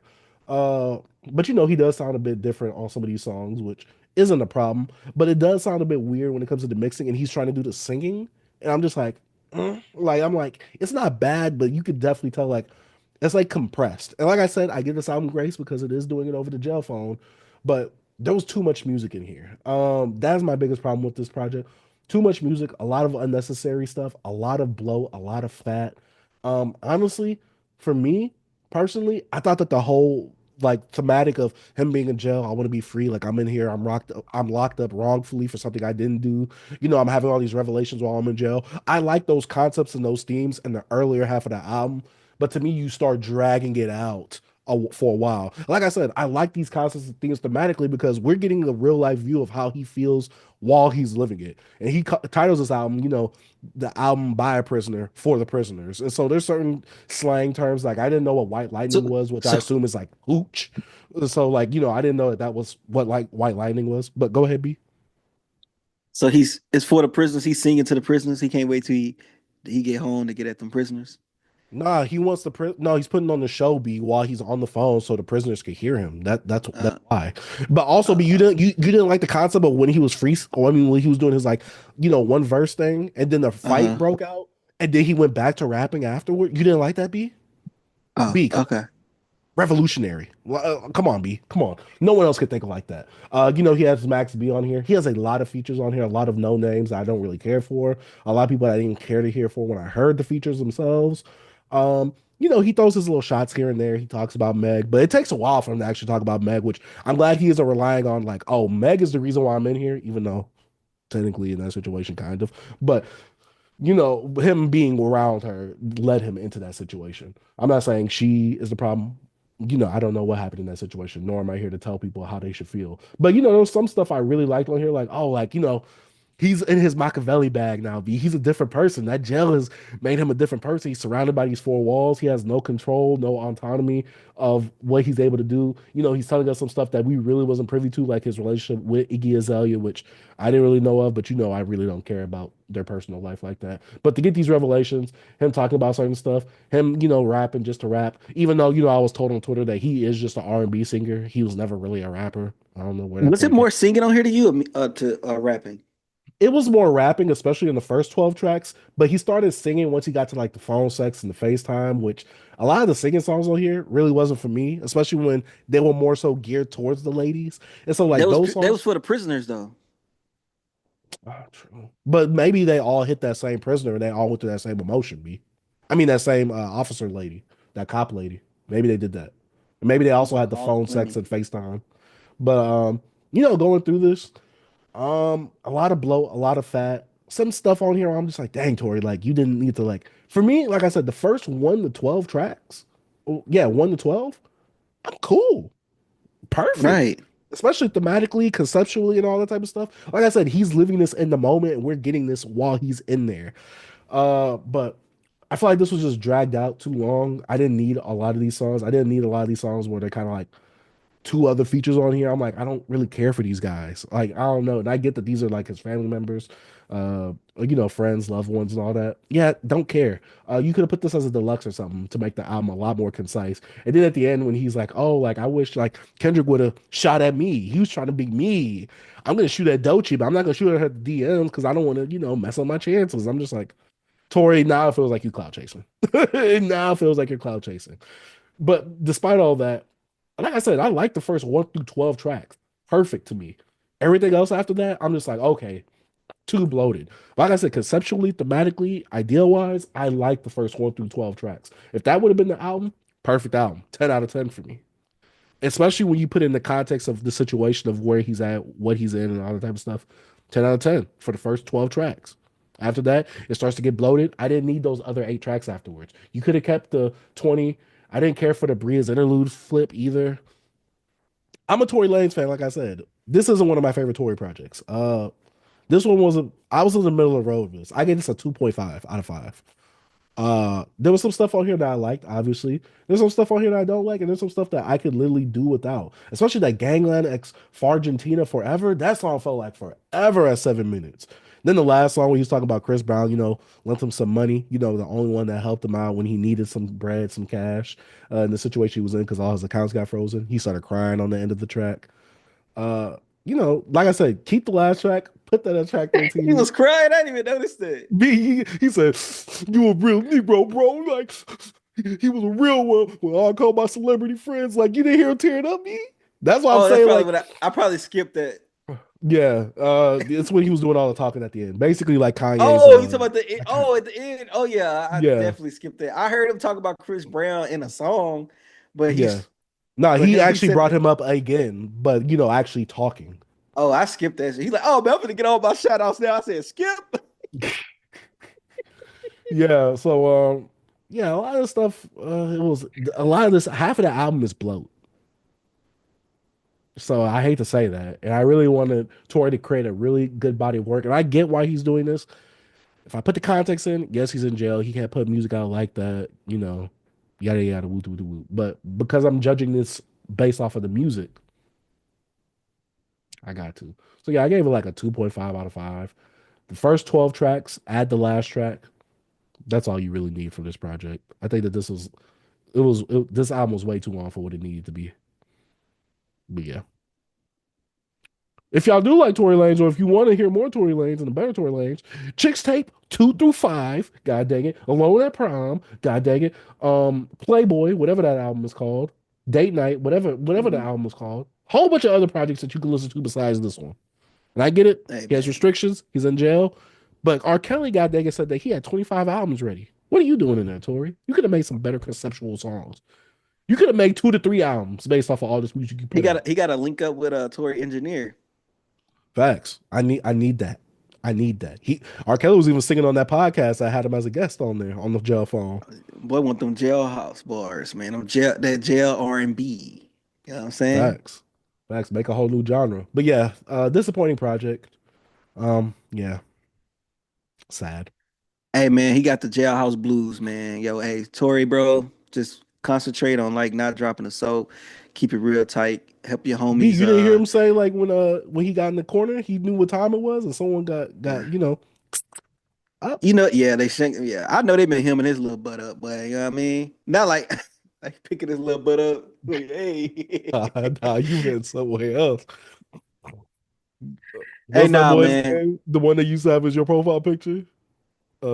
Which Pipe. one? Oh, you talking about Uh, Wesley Pipes? yeah, Wesley Pipes. Oh my God. Oh, But nah, man. Overall, bro, this album was just too bloated for me. It had some cuts on here I like, but I will not return back to it.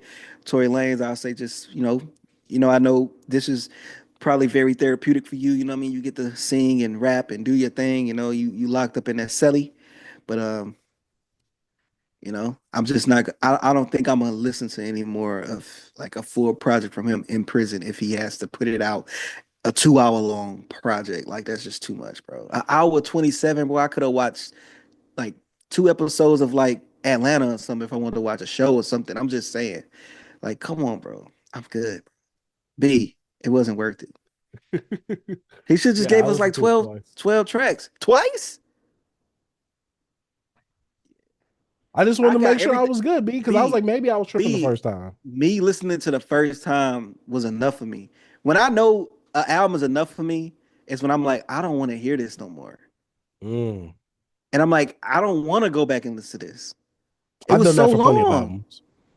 That was one of I the, I'm every like, time we do a damn. review, besides the Boss Man D-Lo, I listen to the albums multiple times, even if I don't like it. I do too. But I'm just saying, when I get to a point when I'm like, I don't want to hear this no more, I should have hit you up like, yo, B, this might be a solo for you. Because I can't do it. I almost couldn't finish it. I'm like, this is too long. Pause. Especially when he had his dad on there yapping, talking about, y'all, my dad was saying some stuff that came into fruition, and y'all turned it to a meme. Man, get up out of here. He was a I skipped your Machiavelli? dad. Skipped your dad. What's his name? I Night don't know his Star or name. whatever his name is. Get him out of Or here. Sunstar, whatever his name is. Yeah, man. Y'all Yeah. get out of here. But yeah, Get that's out of it for here, Tory man. Lanez' Peterson. Let us know what y'all think about this down in the comment section down below. Remember, talk about the music, not the context surrounding it. Hey, Uh, man. or your feelings about his personal life. I don't care about that. Mm-mm. But it's time to get into some hip hop discussions, V, because we actually talk about different topics on here. I guess we can start off with this one. Is it time to let Tupac and the notorious B.I.G. go? B, what stemmed this topic? Even though I agree with it. So sometimes I listen to people and they talk about their top fives, their top tens, and we look back and we go to the history of hip hop and we look at those albums. What albums was like the best albums? You know what I'm saying? And they continue to live on through like our older listeners, the people is there from you know, its birth. So they're gonna hold some things dear to their heart.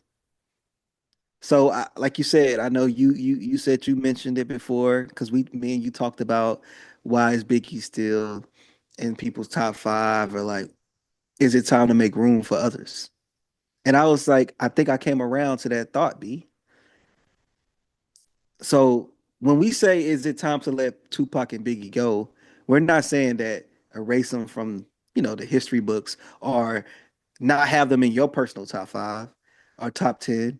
I just think that it gets to a point where now you can't really criticize anyone too heavily, because they don't have these two in their discog in a top 10 or top five discussions. Because as you guys are getting older, hip hop is getting older, meaning we have more artists, you know, adding and putting their foot, what I'm saying, putting a step on the game. And like Biggie died in 97. Tupac died in 96. I was 2 when Pac died. I was 3 when Biggie died. B, you was born what? A year before he died. Tupac died. So like we was kids. We I feel like these are the only two artists that is mentioned more than any other artist that left us, unfortunately. Yes, Biggie was a big artist. Tupac was too. They had the whole West Coast beef, East Coast beef. I understand it. But we gotta understand it's the I'm past, waiting for you bro. to cook. The fu- the future is now, old man. It's time. Damn, I don't want to. I almost said something very disrespectful that I'm not gonna say, because I would never disrespect Biggie and Pac. But you gotta understand, we gotta make room in these top five, top 10 and top five conversations. B. We got Kendrick now. You got J. Cole. I'm just saying. No, I get it. I'm saying for me. Unfortunately, J. Cole got more. He got more skin in the game. B. Kendrick got more skin in the game. We got Drake got more skin in the game. I just think that we just gotta sometimes just pass the batons. And I know we want to hold on to their legacy, B, but I think it's time to just let them go.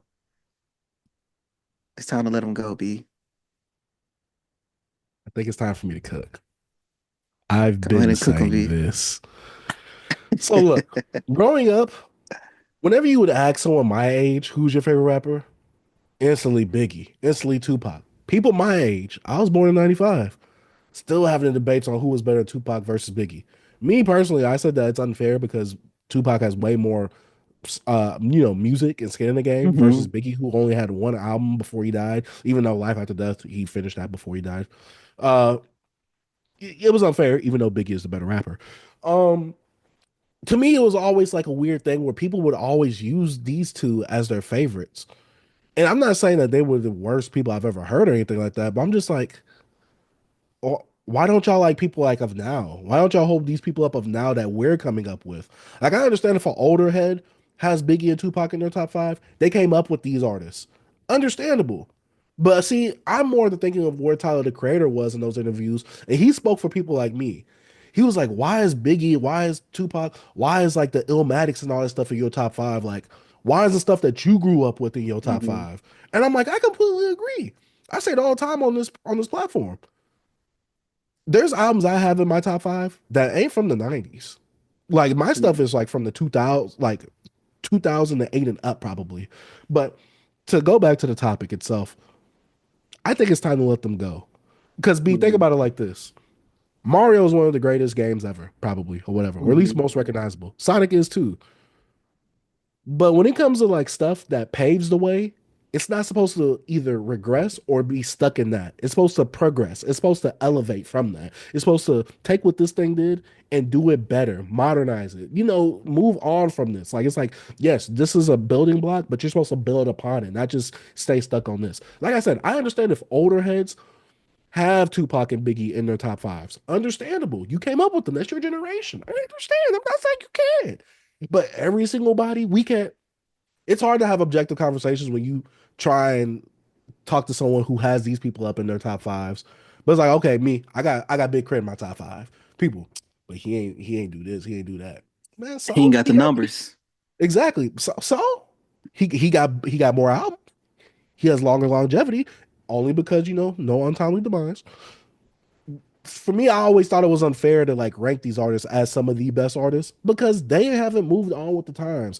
Like I told you before, B, I can rank a Jay-Z as number one because he was during that era and he's still reigning in this era, kind of, especially if he were to drop an album, right? Nas also, boom. Common also, boom. Rappers from the 90s that are still alive, that are still making music, boom. Yes, I'm putting them up there as all-time great. Scarface, boom.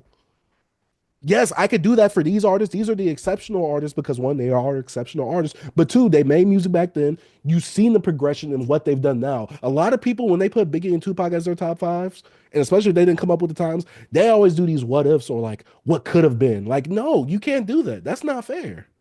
B, that's not fair. Look, we didn't even get to see Tupac and Biggie go through, they down period. Like I said, Tupac could be freaking acting in Tyler Perry movies.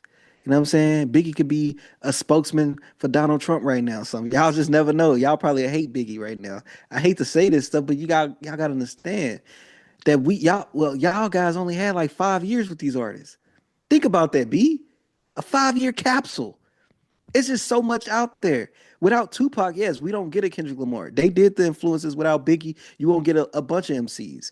I was watching a Method Man interview one time, and this was funny to me.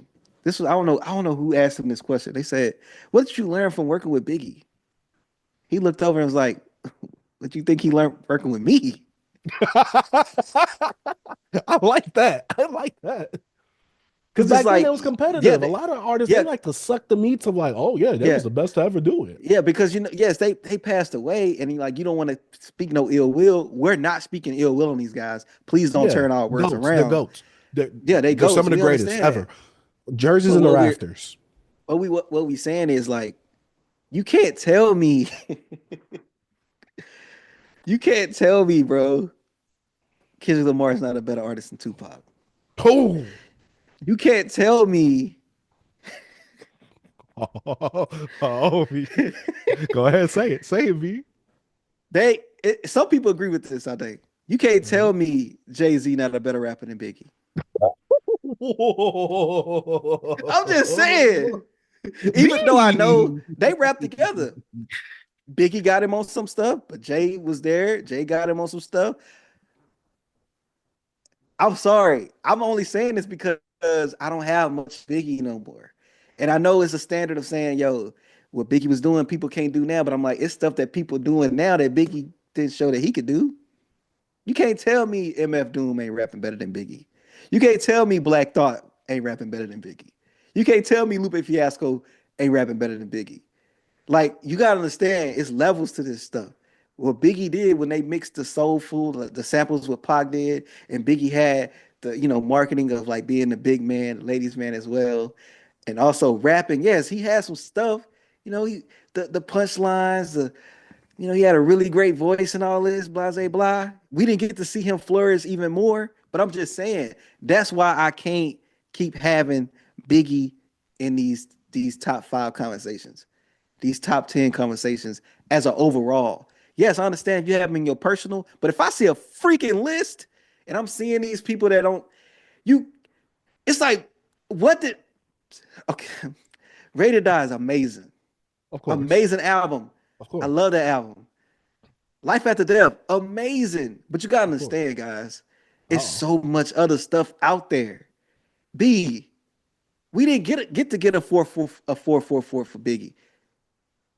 I feel like it's best to judge these people overall on the growth, the longevity, the ups, the downs, and then we can kind of like get a really good critique. I feel like Biggie and Pac should be in a list of their own.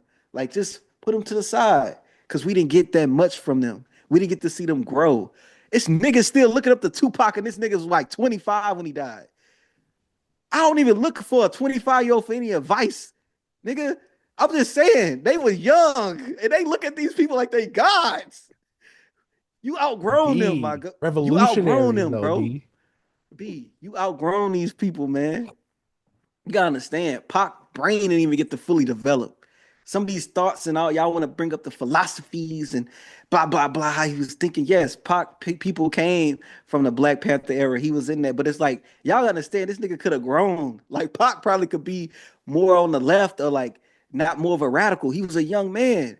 That's one thing I really hate, how people be looking up to these guys too, be like I don't know, man. Let me stop, bro. I'm gonna say something disrespectful. This is how to not to Pac and Biggie, but to like some of these people out here that holds these guys up to this super high standard. Me personally, I've always been anti-old head because old heads will act like there's nothing better than what came out their generation. And I know that we do that too with our generation of music and things like that, except we go back, listen, study, and we still go forward and move on. We realize that hip hop has moved and progressed in a way where other things in hip hop can be acceptable. Other things in hip hop are done in a different way that some artists just can't do it. Let's be real, B. Rakim is one of the GOATs, correct? Facts. People would always say, oh, if Biggie was still rapping today, if Tupac was still rapping today, how will we know if they still rapping today? Rakim came out with an album last year and none of you Negroes talked about it. B. Is he not a legendary? The Rakim point, I'm sorry, I'm going to let you cook. Go ahead. I hate to do this type of stuff. If Rakim passed away early, he would never leave the list. Now Rakim leaves the list now. Sometimes he's not even in the top 10. He's not in the top 5. He's not even in the list. And then we already have caveats of like, we could put Black Thought in that list now because he has solo work. Yes. But you can't do Andre 3000 because he don't. We got more work from Andre in his group setting. Will you put what you see about a 3000 being in the list and not a Biggie and Tupac? You know, Tupac, we got solo work from both of these artists, but we don't have much from them. But from Andre, we got a whole bunch of stuff, but it's with Big Boy. But they won't put him in the list. I don't know. I for me, because you know my list. I already told you before, B. Drake is in my top 5 all time. Yeah. Jay-Z's in my top 5 all time. Some of these rappers in my top 5 all time that people will not like. But guess what? I told you, I base it off of longevity, career, also ability as well. I have to knock Tupac and Biggie off. Very influential, very impactful. Never going to take that away. But we don't know what they would have done or if they even would have still been making music. And let's be real, B. A lot of the legends from back then, especially when they come on the more modern production, they sound a bit dusty. Not saying they wouldn't have acclimated. We don't know. But that's the problem. We don't know. I'm tired of these lists being based off of would have, could have, should have, the potential. You ain't always look at the positive stuff. No, look at the negative stuff. Sometimes these rappers get dusty. Sometimes these rappers don't want to move with the time. Sometimes they pick bad beats, god dang it. Stop putting these goddamn rappers in these lists. You don't know what they would have done. You only want to think about the good dreams. No, think about the nightmares. Think about the bad stuff. I'm telling you, bro. I swear I wish we got to see that, man. Because like, we don't want to see nobody die, especially the way they went out. Like, of course not. I wish that we could have saw their careers flourish, and we could have, like I said, got the good and the bad, like musically, not just life stuff. But I don't know, man. I don't want to harp on it, but because I know once this clip go up, it might catch attention to some people. They're gonna get pissed off because they're not gonna. I don't know. Hopefully, they understand what we mean. But it's like you have to understand that, bro. The future is now, old man. Sometimes you gotta move on, bro. The future is now, old man. And sometimes you gotta leave that 1995, 1996. There's no way, bro. Sometimes you gotta leave it to the past, bro. B, people And think that there's no single better rapper than Biggie. B, this man only has 2 albums. You telling me he's done everything a rapper could possibly do on those two yeah, albums? that's what I'm saying, That is bro. He insane to haven't. me, B. And Tupac, impactful, influential. He's not even a better rapper out of those two. No, Y'all yeah, we saying know that that. B, like, I hate to say it like this. I'm putting Kendrick Lamar in that top 5 conversation all Hmm. time Hmm. over Biggie and Pac. He Hmm. obviously takes something from both, but I'm putting him over those two. Yeah, Phenomenal bodies of work, longevity, career. I got to put him in them lists. Even though he came up in my era, so I was going to put him in those lists either way. regardless, yeah. But see, there's other artists that I'll put in those lists that weren't from my era because they reigned during my era as well. Hmm. And they probably even kept going, like a Kanye, even though lyrically, yeah. And Look, lately, but yeah. look what we got from Kanye. Picture if Kanye died after like My Beautiful Dog Twisted Fantasy. I'm not trying to do these subject. I hate to do this, but I'm just saying The Kanye would be hypotheticals. looked at as the hypotheticals. But like, look what freak if Kanye would have passed at My Beautiful Dog Twisted Fantasy. Phew. B. If B, we never got to all these I'd be like the antics, old heads with Tupac and Biggie. I'm like, yo, ain't no one doing anything better than these. that's why you got to look at it, bro. And I hate to do the hypothetical. I hate to kill people. I hate doing that, but I'm just trying to understand But that. also I we see the negatives of the what if. Like, what if this artist hmm keeps going? They start yeah. degrading their discography. Look at hmm Eminem. Eminem, Look prime at him. example. LL Cool J. B. Let's not be real. Last album he put out was Yeah, pretty good. But that the but middle look at the 2000, stuff. money. That's why I'm saying Hey, sometimes they be thinking too positively about this stuff. who was rapping at their best out of M and Biggie at the top of the game? All right, we can move on.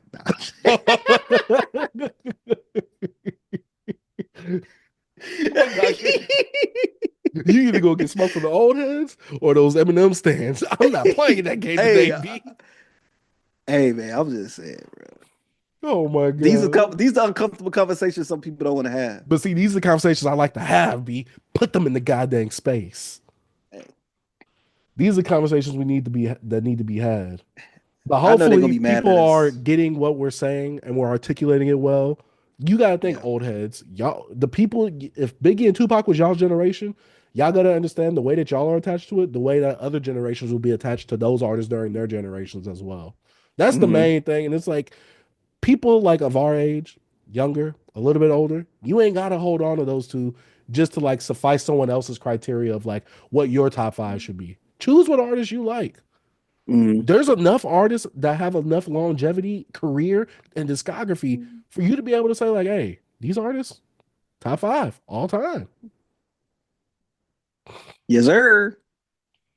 But yeah, let's go ahead and get into the next topic. Is hip hop in trouble? Now, B, you gonna have to explain this one to Oh me. yeah, a lot of these are my topics and things that I.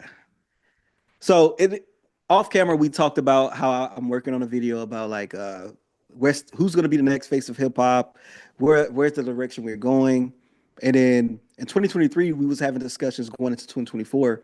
Oh, hip hop has not been on the charts. What is going on now after the Kendrick Lamar beef? Hip hop has like a return to the charts, billboards. Like you see Kendrick, you see a little bit of Drake now. You seen Eminem, you seen Future, and Metro, and He's got a then little you steam. seen Travis for a bit. But you noticed all those artists I named, right? How long they Mhm. been around, B?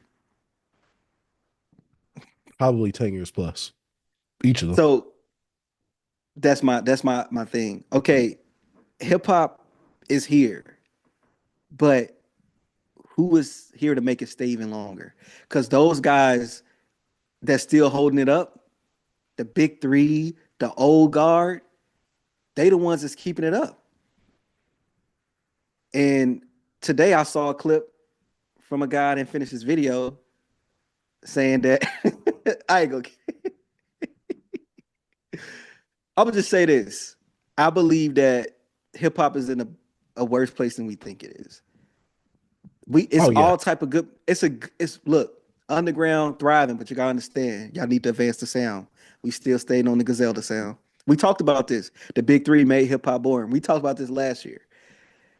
We need new voices. Yes, we have new voices. The underground is trying to do things. Yes, I can answer every freaking question, all the questions I'm asking. You will have an answer to it, but I feel like it's not hitting the correct answer of like when we was going out of the like Kanye West, Jay-Z and all that era, Eminem, we was getting Kendrick, we was getting Drake. We felt a movement. If it wasn't Drake, it would have been Wale. If it wasn't Wale, it could have been Big Sean. If it wasn't Big Sean, it could have been who knows, Saha the Prince or something. I'm just saying, we had a bunch of names coming up that was like Lupe that can hold that baton.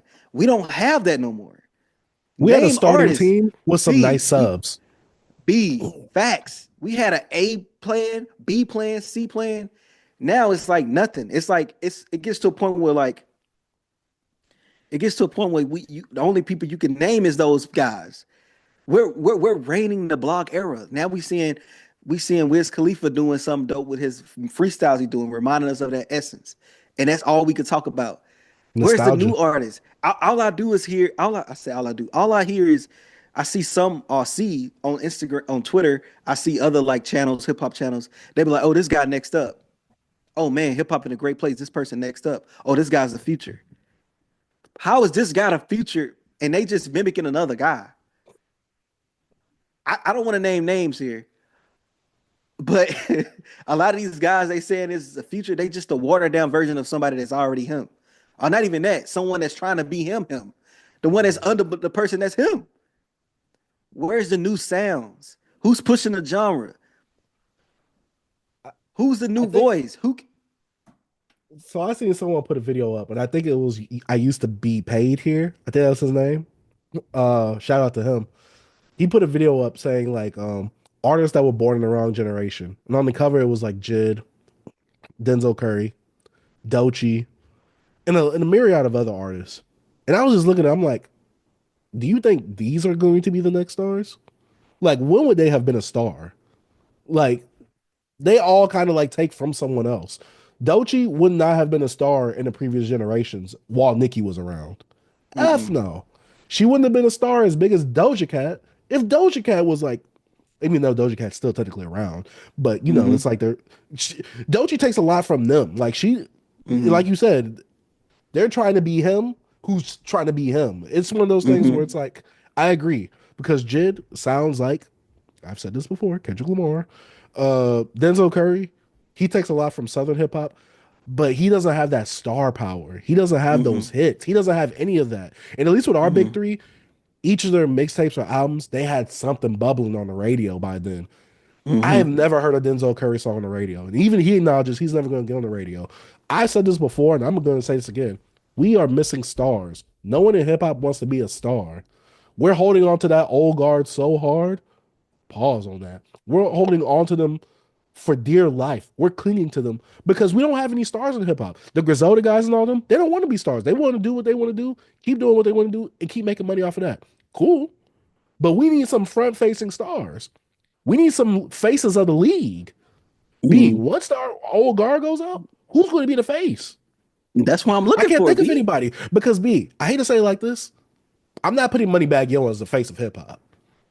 He has a hit or a song or two every album. I'm not putting him as the face of hip-hop, though. When it comes to like being like a part of that big three, you got to have like three main components. You got to have the hits, you got to have the star power, and you got to have the bars. Drake has bars. He's a little more of a star power and more about making, more of a radio hits. J. Cole got radio hits, star, and got, quote unquote good music. Kendrick, all three. Yes, we have Travis Scott. Travis Scott he's the producer. He don't have the bars. He has the hits. You got Future. He don't really have the bars. He got the hits. He has the culture. Young Thug, same. These guys, yes, they was big stars, but they up under that big three to me still. Even though Travis Scott probably can have like, but you gotta understand. They're you gotta B have team. all three. They're the B tier. You gotta have all three, bro.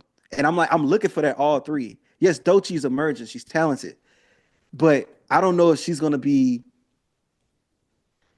Damn, I hate to say this, bro.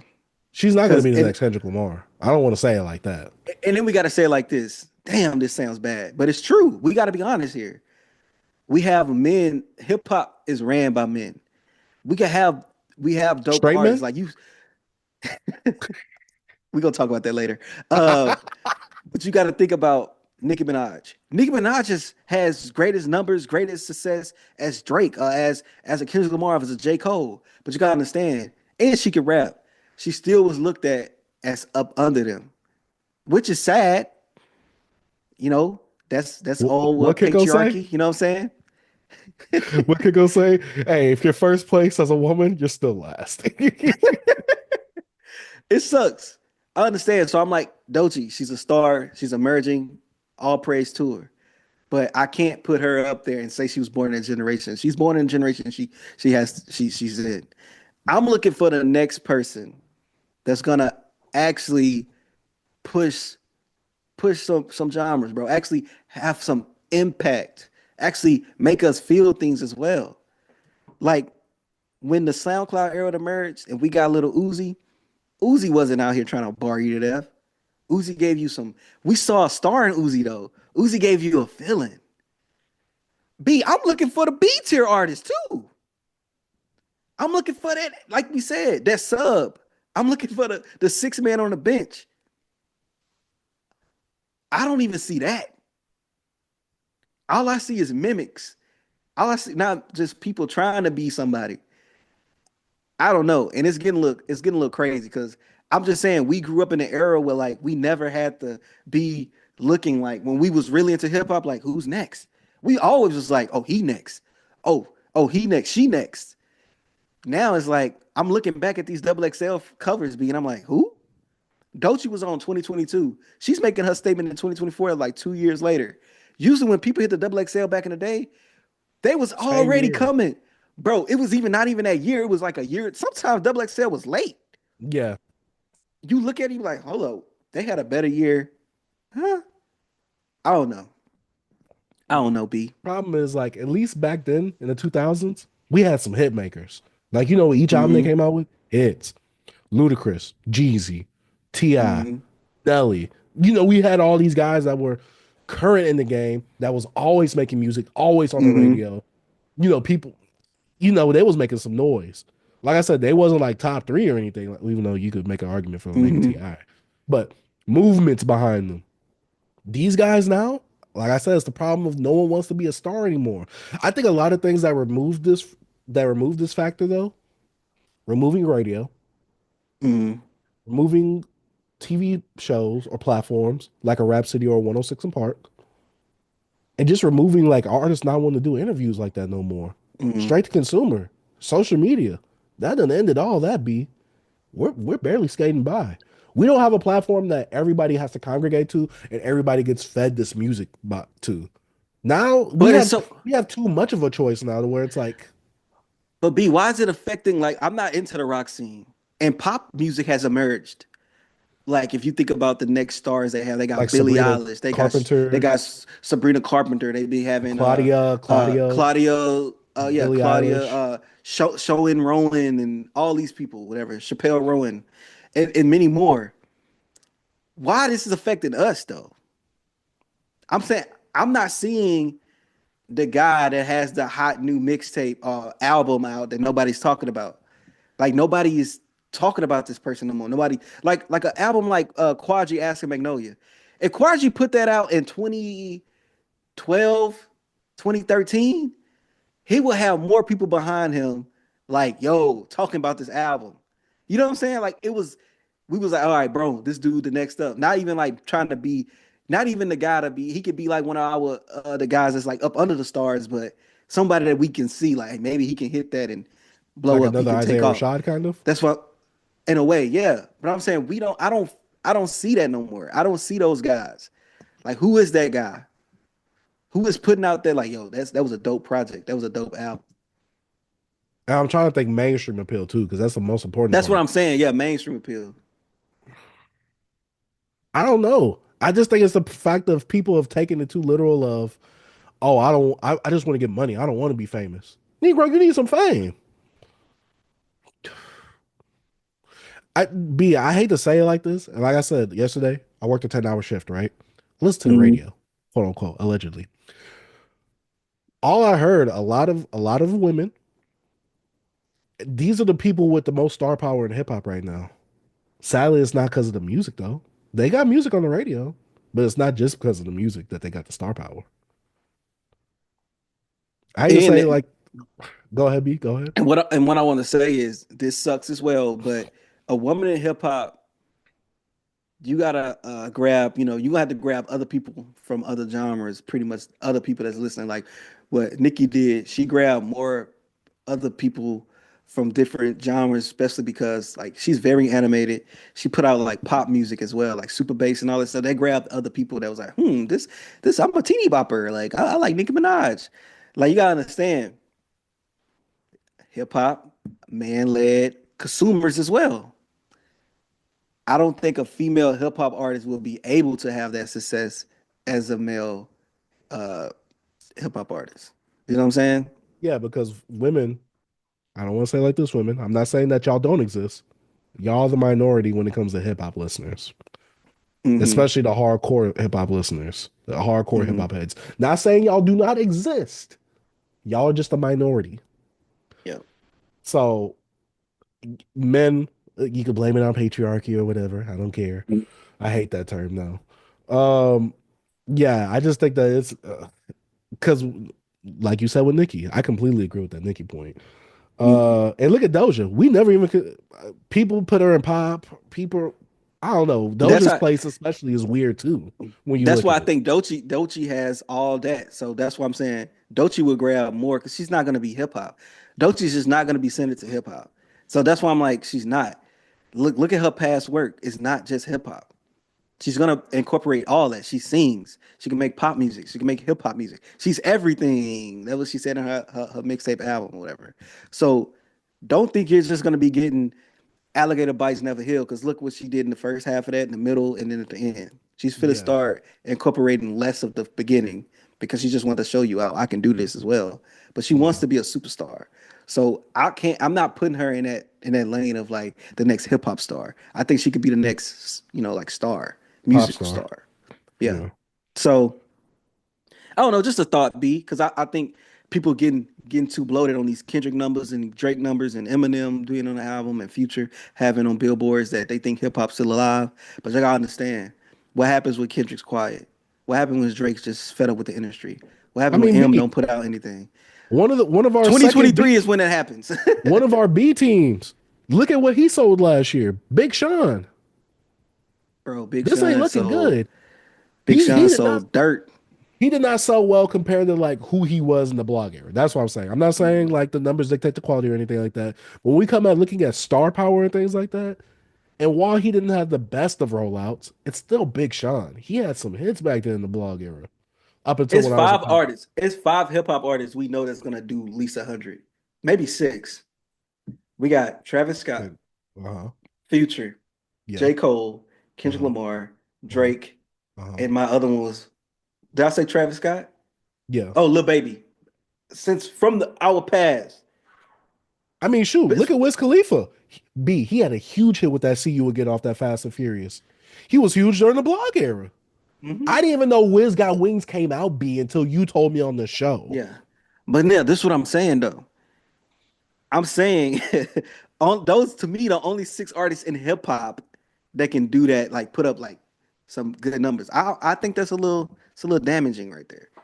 I don't think hip hop is as strong as, and I don't want to make it the numbers pod, but if we want to talk numbers, we want to talk what hip hop stands number wise, and how if you go back in the last few years and look at what we were standing on the charts, it was different. 2024, you got to understand, without that beef, we might be looking at another 2023. And that's not to say we're not saying that quality music would not have come out. We're not saying that. Quality music is always going to come out. But we gotta think about those superstars. We gotta think about what's next for hip hop, the face of hip hop, where hip hop stands in the mainstream. And there's gonna be some idiot in the comments. Why does hip hop need to be mainstream? If it Like, went come on, dog. mainstream, yeah, come on, yeah, I'm not, Come yeah. on. Like But I'm yeah, not. man, I'm not doing those. I'm not doing those talks in the comment section. Come on, yeah, dog. We need a thriving business. facts. It is a business, but no, B. But one of our biggest artists is not about He's not corporate. He's not corporate, B. He's about the people. I just made the whole It's about the connection. people, B. It's not like he signed a record deal. Oh my God. It's not like he made a new company and he still signed under that big old record company. Oh my God. Completely forgot about that. He's not completely independent. Oh my God. Oh my God. Hey, if you for the people, nah, I ain't even gonna say that. That's gonna rub the wrong. I hold back a lot on this platform, Hey, because but I once know you my get the voice. numbers, that's when you got to Yeah. start hitting them with that stuff. Oh yeah. Then that might get some numbers took away. Because if I get real, I hold back. If I really say some of the stuff I think, that'd be Hey, like B, put him in a cell. they I'll better be be the Tory glad I Lanez. live. They better. Hey, at least a serenade you. Hey, if I didn't live in an apartment, I'd be going crazy too. They better be glad I gotta keep it. I gotta keep it calm. But let's go on to this next Hey, topic, B. Oh wait, what's up? I was like, I live in an apartment right now. I don't F them neighbors. Oh man, but let us know if y'all think hip hop is in trouble down in the comment section down below. But let's go ahead and get on to the next topic. What's a classic album? What started so this have we one up, B? have we it kind of stemmed from like what Dom said, and then I saw people talking about, oh, this is a classic, this is a classic, and it kind of brought me back to 2012, 2013 when I started hearing classic more and more and more. Um, and I don't know if we had this discussion before. Have we laid out the definitions of a classic on this platform? I don't think so. We've Um, always talked about what was the last classic, but we never yeah, laid we it talked out about though. that. Yeah, but what I'm thinking about, if when I had that last classic discussion, I kind of was thinking personal for me a little bit, a little bit. But if we actually think about a classic album and we want to go from the definition of like if we go back and not being in those times and kind of understanding, okay, what hip hop was and how I want to say the ancestors looked at it, the hip hop ancestors. Old heads. um, if I hear an album, if I think of an album like Illmatic, if I think of an album like Ready to Die, and them albums right there, them two albums is like definition of like classic albums. If I think of like Late Registration, I think of like College Dropout. Those to me are like, especially the College Dropout, are like classic albums. Think about Wu-Tang Clan, classic album. 36 Chambers. Just because, of course, it wasn't an 18-year-old putting out that type of work like Nas. That poetic and that, that storytelling, making you see the imagery, and like making like just painting the picture like that, especially at that age. The album was amazing. Ready or Die, we didn't see a hip hop artist that looked like Biggie, rapped like Biggie, rapped on like, what P Diddy did with the new soul sampling. And he did what he was doing with like Mary J. Blige and them and put it on Biggie. We didn't see that before. Classic. Wu-Tang Clan, you got 8 different MCs rapping on dusty beats, crazy, talking about all type of wild stuff, and being from the barrel nobody really cares about, and just all these guys has very unique styles, and you have unique characters. Classic. College Dropout, Kanye West was a producer coming to rapping, not your stereotypical tough guy rapper, rapping on soulful beats, bringing it back, making people connect to him, and from college life and all this type of stuff. I'm just saying, like, if you think about those albums that actually made some type of movement, they made a stance, like they pushed the genre. They, you know what I'm saying? They were like, dang, this is growth here. Think of we get modern. We think of Kendrick Lamar, Good Kid, Mad City, bringing conceptual albums back to the mainstream. You got hits, you got storytelling, you got emotion. I'm saying, to me, that brings some classic. And if we want to go a little different, we go Freddie Gibbs Pinata. Got from Gary, Indiana, underground, a rapper, you know, his career got reinsurgence. Went, it wasn't like too crazy with, Jeezy at the Jeezy era, but you come over here with Madlib, underground legend, producer, and you got Gary, Indiana, Freddie Gibbs rapping on these crazy beats, talking that gangster stuff. Just, blew our mind. But that's a classic to us, underground classic. But you just got to think about it, B. We not calling classics classics no more, B. We calling good to great albums classics now. Just because this album is a good album or a great album to me, is not a classic. I feel like a lot of these albums is getting classic title onto them, and they don't deserve it. They don't. Stop calling some of these album classics. I saw that. Look, GNX not a classic. I'm sorry. Yes, yes. Say It's not it. a classic. Say it again, B. It has a classic moment surrounding it. Classic moment. He created a classic moment. Just like he created a classic moment with Control Verse. Classic moment. The bars wasn't over your head. Classic moment. Presence. That's it. It's not a classic album, B. GNX them this conversation, B. But I thought it was hip hop's Thriller. That's what I've been told. Glasses Malone and Busby told me that GNX is hip hop's Thriller. You know what hip hop Thriller is, B? What? Views.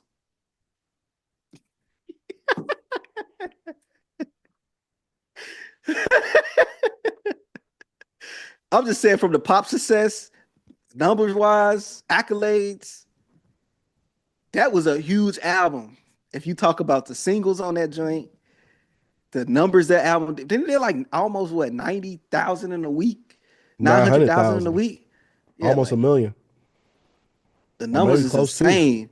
That album sold a lot. But I don't know how it's a hip hop Thriller. What was the comp? Like what made them think of that? Because they Glazers be. That's why. They just keep like saying that. They just randomly be saying that. Or they Hey sometimes will B, look at the numbers and stats for GNX. Like Kendrick just ain't go off on the Super Bowl. He'd be like, this really is hip hop's Thriller. Because they said that before the whole Super Bowl. But now after the Super Bowl, now after all these numbers that Kendrick is doing currently, they're like, oh, GNX really is hip hop's Thriller. And I'm just like, where the F are y'all getting this correlation from? yeah, I don't know. Stop that ish. Stop But it. yeah, it's some great albums out there that we deem as classics, and I think classic is kind of, I don't know. I think a classic is held to a higher standard. Like it did something that wasn't been done before. It was something that was like, man, that brings you back. That like bring you back to a time where we didn't hear nothing like this. You know what I'm saying? Like this kind of blew my mind. That's what I'm saying. When you think of like, if I get to start naming out legendary artists, and you'll see like Outkast, you think about they first few albums. You know what I'm saying? I'm telling you, I could to name an artist, you'll be like, dang. Think about they dope album, they classic album. You're like, yo, what gives you that same feeling, B? That's what I'm saying. A lot of these albums that we claiming as classics are not. So what do you think is an album that we claim as classics that isn't? Not us specifically, but people in general. Because I think the thing is this, and I've said this before, Astroworld not a we could, classic. we could still have great albums, and I think Yeah, the term magnum opus has been lost. We've destroyed the term magnum opus and we replace it with classic instead. Or we destroyed the term 444. great. It's not a Yeah, classic. to me, it's not even top five Jay-Z, but that's a different discussion for another day. Because a lot of people will die behind that album. I don't get why, but hey, go ahead if y'all want to. Hey, Um, Forest Hill Drive is not a classic. For Your Eyes Only is not a classic.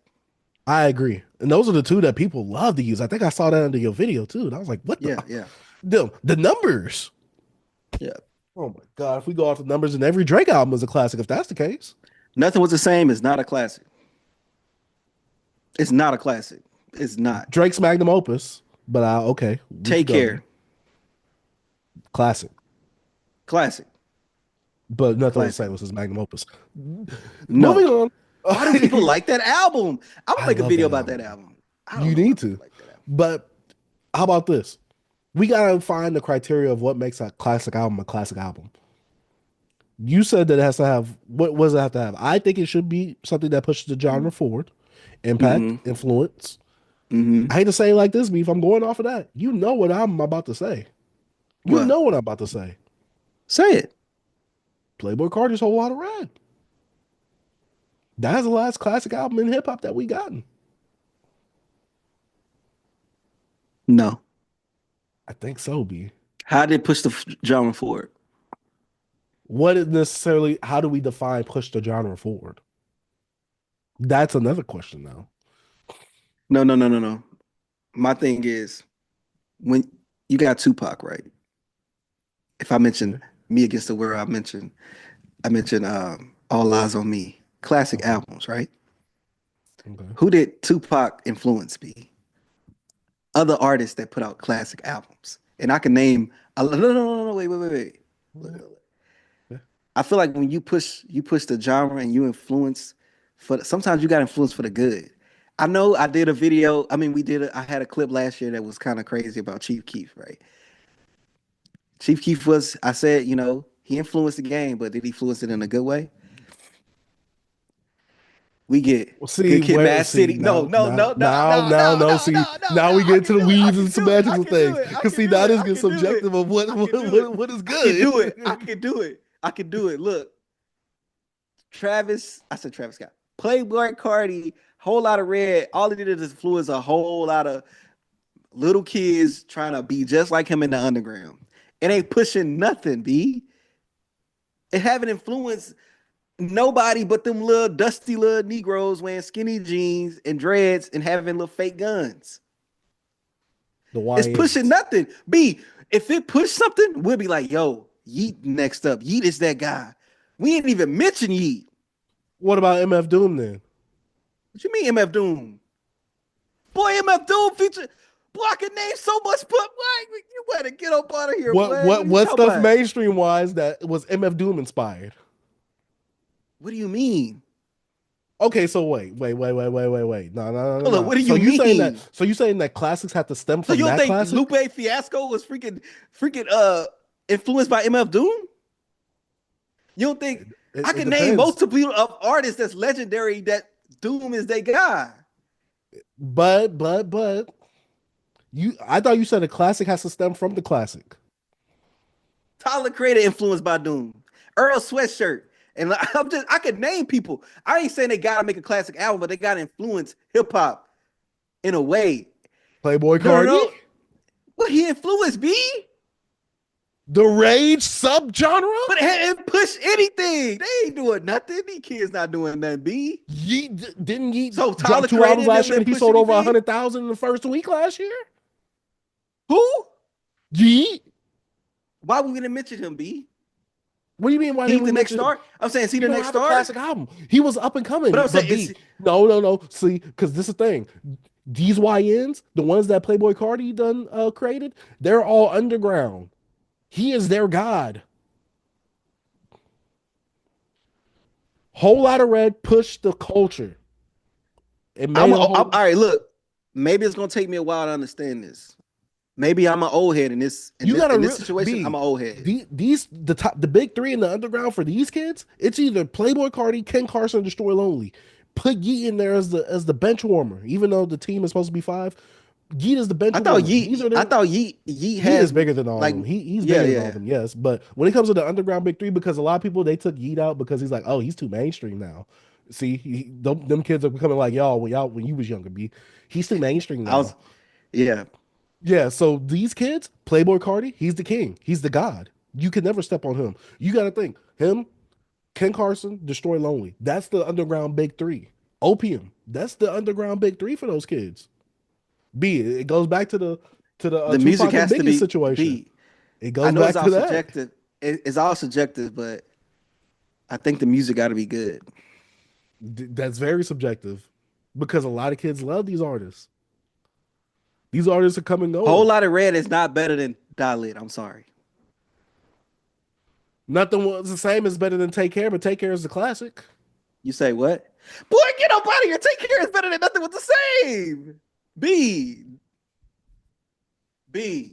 Nothing Was the Same is not better than Take Care. How do y'all, what about that album? That album does not connect.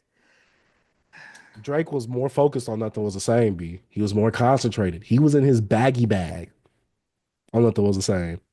B. Tuscan Leather. That intro was hard.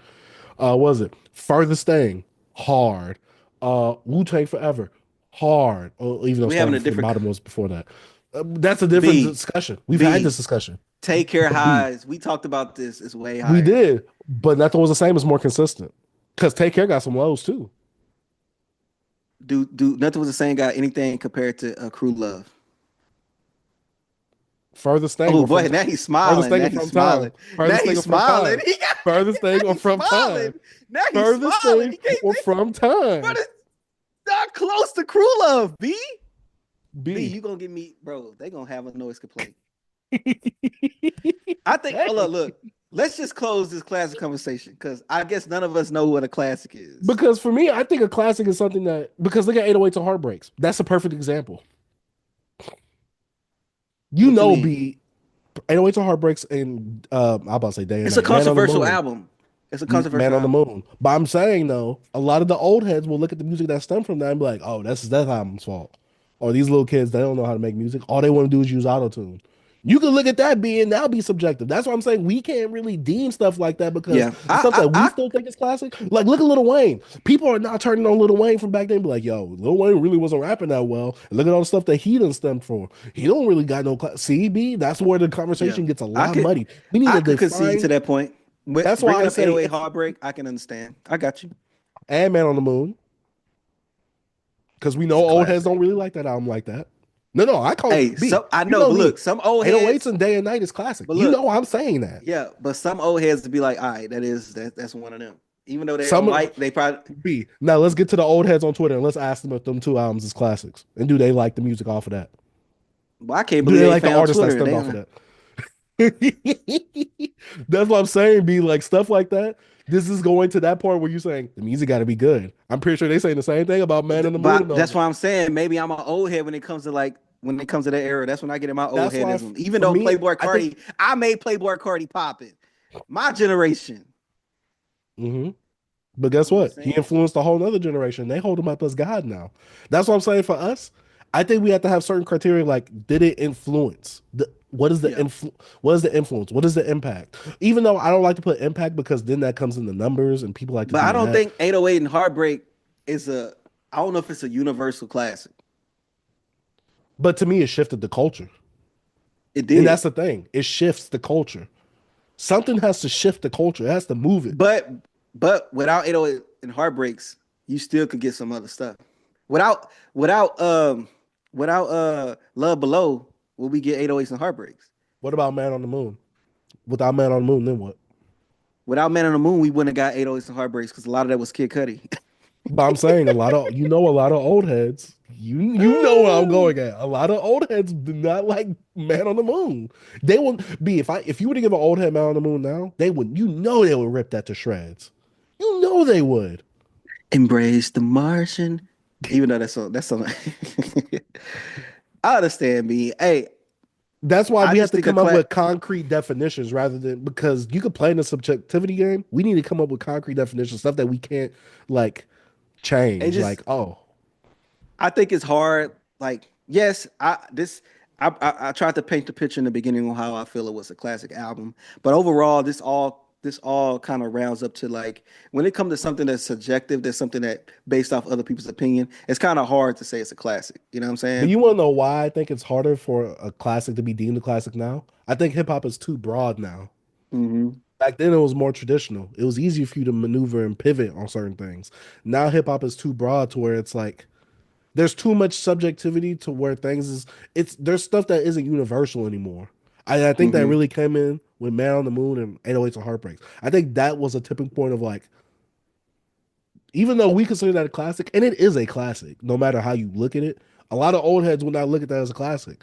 But I think because it done separated the genres, created subgenres and things like that, it's made hip hop way too broad for us to call certain things genres, and it's more niche stuff than it has I guess a whole classic. So if you really want to go in a conversation, there can't be no classic after Man on the Moon and 808s. So hip hop is too broad because there's nothing that we can all come to a universal consensus on. But I think we gotta have a part 2 of this because I have so many more thoughts. I can't take it out right now though. I can't fully think about it right now because it's gonna go a whole nother way. We're gonna just leave it at that. What you guys think is a classic? Because I know we start rambling. What y'all think is a classic? Because I think everybody it's all subjective when it comes to art, B. Yeah. You know what I mean? Subjective. But we all call Illmatic a classic. Is Reasonable Doubt a classic?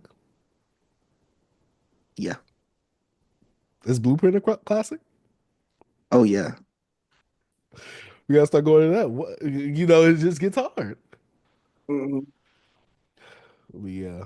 And let us know what y'all think was the last classic and what specifically defines a classic. Let us know in the comment section down below. Last topic, small topic. I know, B, that you was really hurt this weekend after Doechii's comments of her red flags, her preference. We talked about it a bit off camera, but we gotta talk about Doechii, man. She was on one of those Hot Ones shows. I'm not sure if it was actually Hot Ones. Yeah, Mhm. she was eating wings, and her co-host, she asked, what was her red flag in dating? And she put up heterosexual men. B, I know you was really hurt and offended by this. You was like, wow, my queen Doechii, the praising queen of hip hop right now. Why would she say something so hurtful, so demeaning, so misandrist? Why would she say something like this? B, B. It's her preference. I don't know why people upset about this.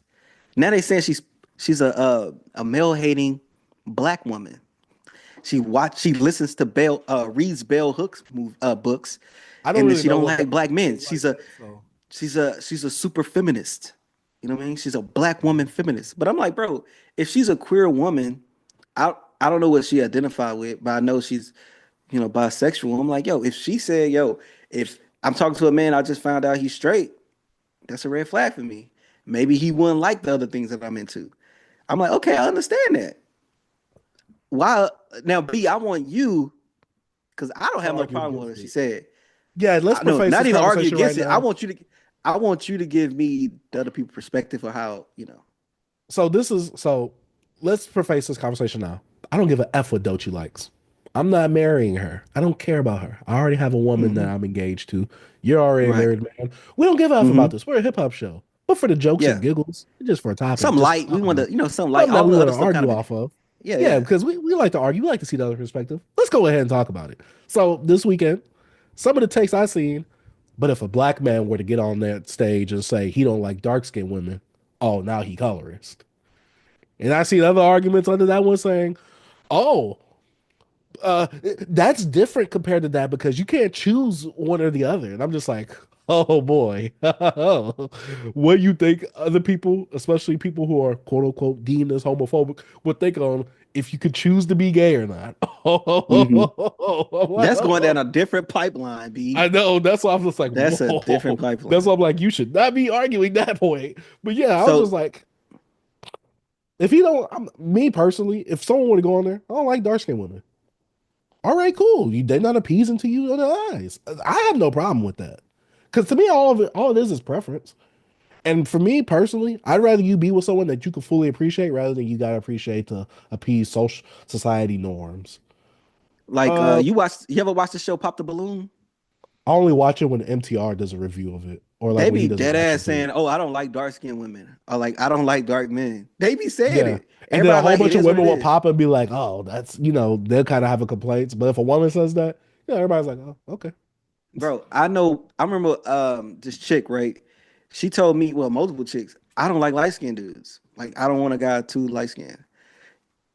Like, yeah, you could say that and be all cool with that, but if you say, because I guess from all the stereotypes of dark skinned women, you can't say anything about them. But I don't want to go into that because I feel like that's a different Oh yeah, pipeline. that's a loaded one.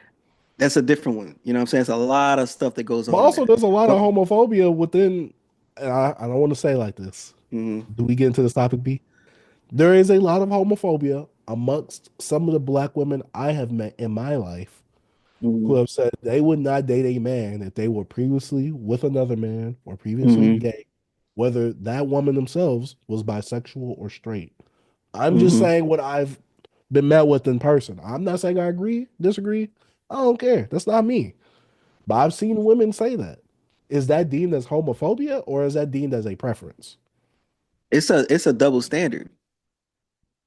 Mm. Cause like if as a man, if I know a woman that like women, or my girl slept with a woman or something before, you'd be like, oh, okay. So we got something in common. A You woman, don't think the women ever Doechii, think that, like, Doechii, oh, we got Doechii's something in the common? hey, no, Doechii the new breed. She said, "Oh, you like weenie too? Come here. It's not a red Nah, B, flag. We what was got she something in complaining about on common." that song, The Nile is a River, though? What was she complaining about that, though? She wasn't complaining. She was just like, I just found out he was messing with a this dude on the down low. She's like, what should Doechii do? You know what I mean? She didn't know. You know what I mean? She should have joined the crew. Yeah. But I have no problem with her sexual preferences, especially because she identified with the LGBTQ community. Hopefully I said all those right. But I don't care. And I don't understand why people's in a hoopla right now. Why are people freaking out right now? But I know you can never you can't please everyone. And also, if I ain't look at the full clip, but come on, bro. Be real, guys. If we're entertaining people, we on the show, we got a camera in our face, you got to say something that's like, kind of crazy, provoking. You know what I'm saying? Got to capture people, start a conversation, which she did. Look at us right now talking about Doechii and her sexual preferences, which we don't care about, which none of us should care about. I don't care about none of her preferences. That clip went up, and I was like, oh, people are about to be mad. And it just starts circling around and around and around. Mm-hmm. People's like, oh, I knew I didn't like her for some reason. I'm like, all right. I was like, ooh, the hate is getting good today. I was like, yes. You know BB, I like to argue. Mm-hmm. So I was getting in them arguments. I was like, I wasn't commenting. I was actually reading them. I'm like, ooh, this is getting juicy. I didn't go in my head. I'm like, ooh, you got to counter him on this point, though. B, believe it or not, I didn't even go. I swear to God, bro. I didn't click not one freaking. I didn't click it. I didn't never went down to see. I didn't care. I'm like, y'all gonna be upset. All I saw was a lot of quote tweets popping up on my timeline. I'm like, it is what it is, dog. I do not. I don't understand. As soon as I saw the clip, I was like, ooh, this is about to be spicy weekend right now. You would think Doechii said kill all straight men. How many? You would think she said that, bro. Well, I guess the thing is like, and that's a thing that's been said in the Black community before, where Black women don't want to date a man that has been bisexual or has been with another man, because the stereotype. Oh, if he's gay, he's gay. There ain't no bisexual for Black men, or just bisexual for men in general. So it's one of those things where it's like, oh, well, that's not homophobic, but if something was happened on the other side like that, like, isn't that like heterophobic, as they call it? Mm-hmm. Oh my God, they scared of the straight B? Yeah, me, they fear us, me. Oh my God. Yeah, that's a red flag. You gotta be straight. Like, you like women? You like me? Nah. Hey, Doechii just want a man that's Swiss Army knife. Can do it all. You know what I mean? She want a new model, B. You know what I'm saying? Hey. She want that new gen. She want that T2000, B. She don't want that manly man. Nah, B. She gonna want the man that's like, oh, I heard a scary noise. Go down there and check. Me go down there and check. I'm scared too. You go down there. You go down there. I'm scared. Oh, let's go down there together. Cause let's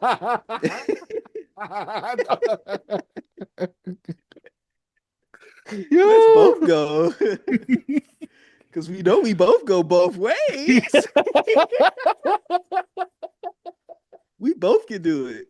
But nah, bro. It doesn't matter, bro. Who cares, bro? I don't think she meant in like, oh, straight man. I don't want one like they the devil. No, she's saying straight man. I don't want one. I want a man that's gonna like me for doing all type of other stuff. Because maybe I want him, and then I want my woman the other night, or maybe I want something different. Maybe I want. So, the only problem I can really find is the term itself, red flag, because a red flag is something that like raise your antennas a bit. It's like, if I'm dating someone, you should kind of know if they straight or not beforehand, before you date them. Dating is like, okay, I'm already getting to know you. There's certain signs you show me before, like, I really want to fully engage with that. You kind of know someone's sexual preference before you start dating them. So that's but the term itself was weird to use for that situation. Like, yeah, if you don't want to date straight men, cool. But finding out, oh yeah, so y'all like 5 dates in. Yeah, so I only like women. Like, come on, dog. That would have been came up. Like, that's not a red flag. That's not a red flag. That's a preference. And that's different to me. Like, that to me, that's more so what she explained is a boundary. Like, oh, I don't like that. It's just on the other side because of double standard, man. We got men with so many rappers with different bars. Boosie, I like girls that attract me. You know what I'm saying? Yeah. We only thing about it, when a man speaking about they liking girls, we want a girly girl. We don't want, you know what I'm saying? We don't want no Manny Fresh looking stud. Yeah.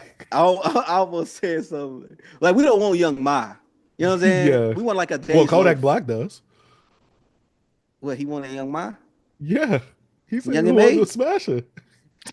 You don't remember that? I think I remember that, yo. I think I do. And she was like, Kodak Black. Wow, bro.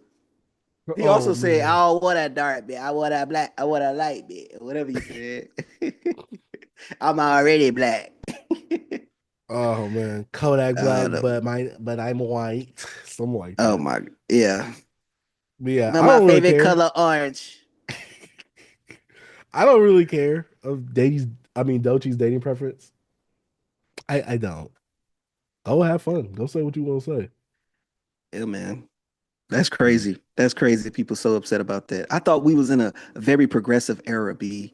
You know what I'm saying? No, I not guess at since all. Trump got in office, everybody wanted to be conservative now, huh? Save the pod. It's time to save the goddamn show right now. Guys, if you like the show, if y'all haven't already, hit the like button. Subscribe if you haven't already as well. And don't forget to check out all of our links in the description down below. B, you got any closing thoughts? Hey, man. Y'all out here, don't be cared about what people want to do with their life. Y'all don't know what a classic album is. I know y'all don't, because I know y'all gonna say something wild in the comments. Tupac and Biggie, R.I.P., but we gotta let them go, B. We gotta let them go. And that's all I gotta say. I'm T. I'm Chase Dark Sage. And I'm peace, bro. Man, shout out to Beyond Beats and Culture.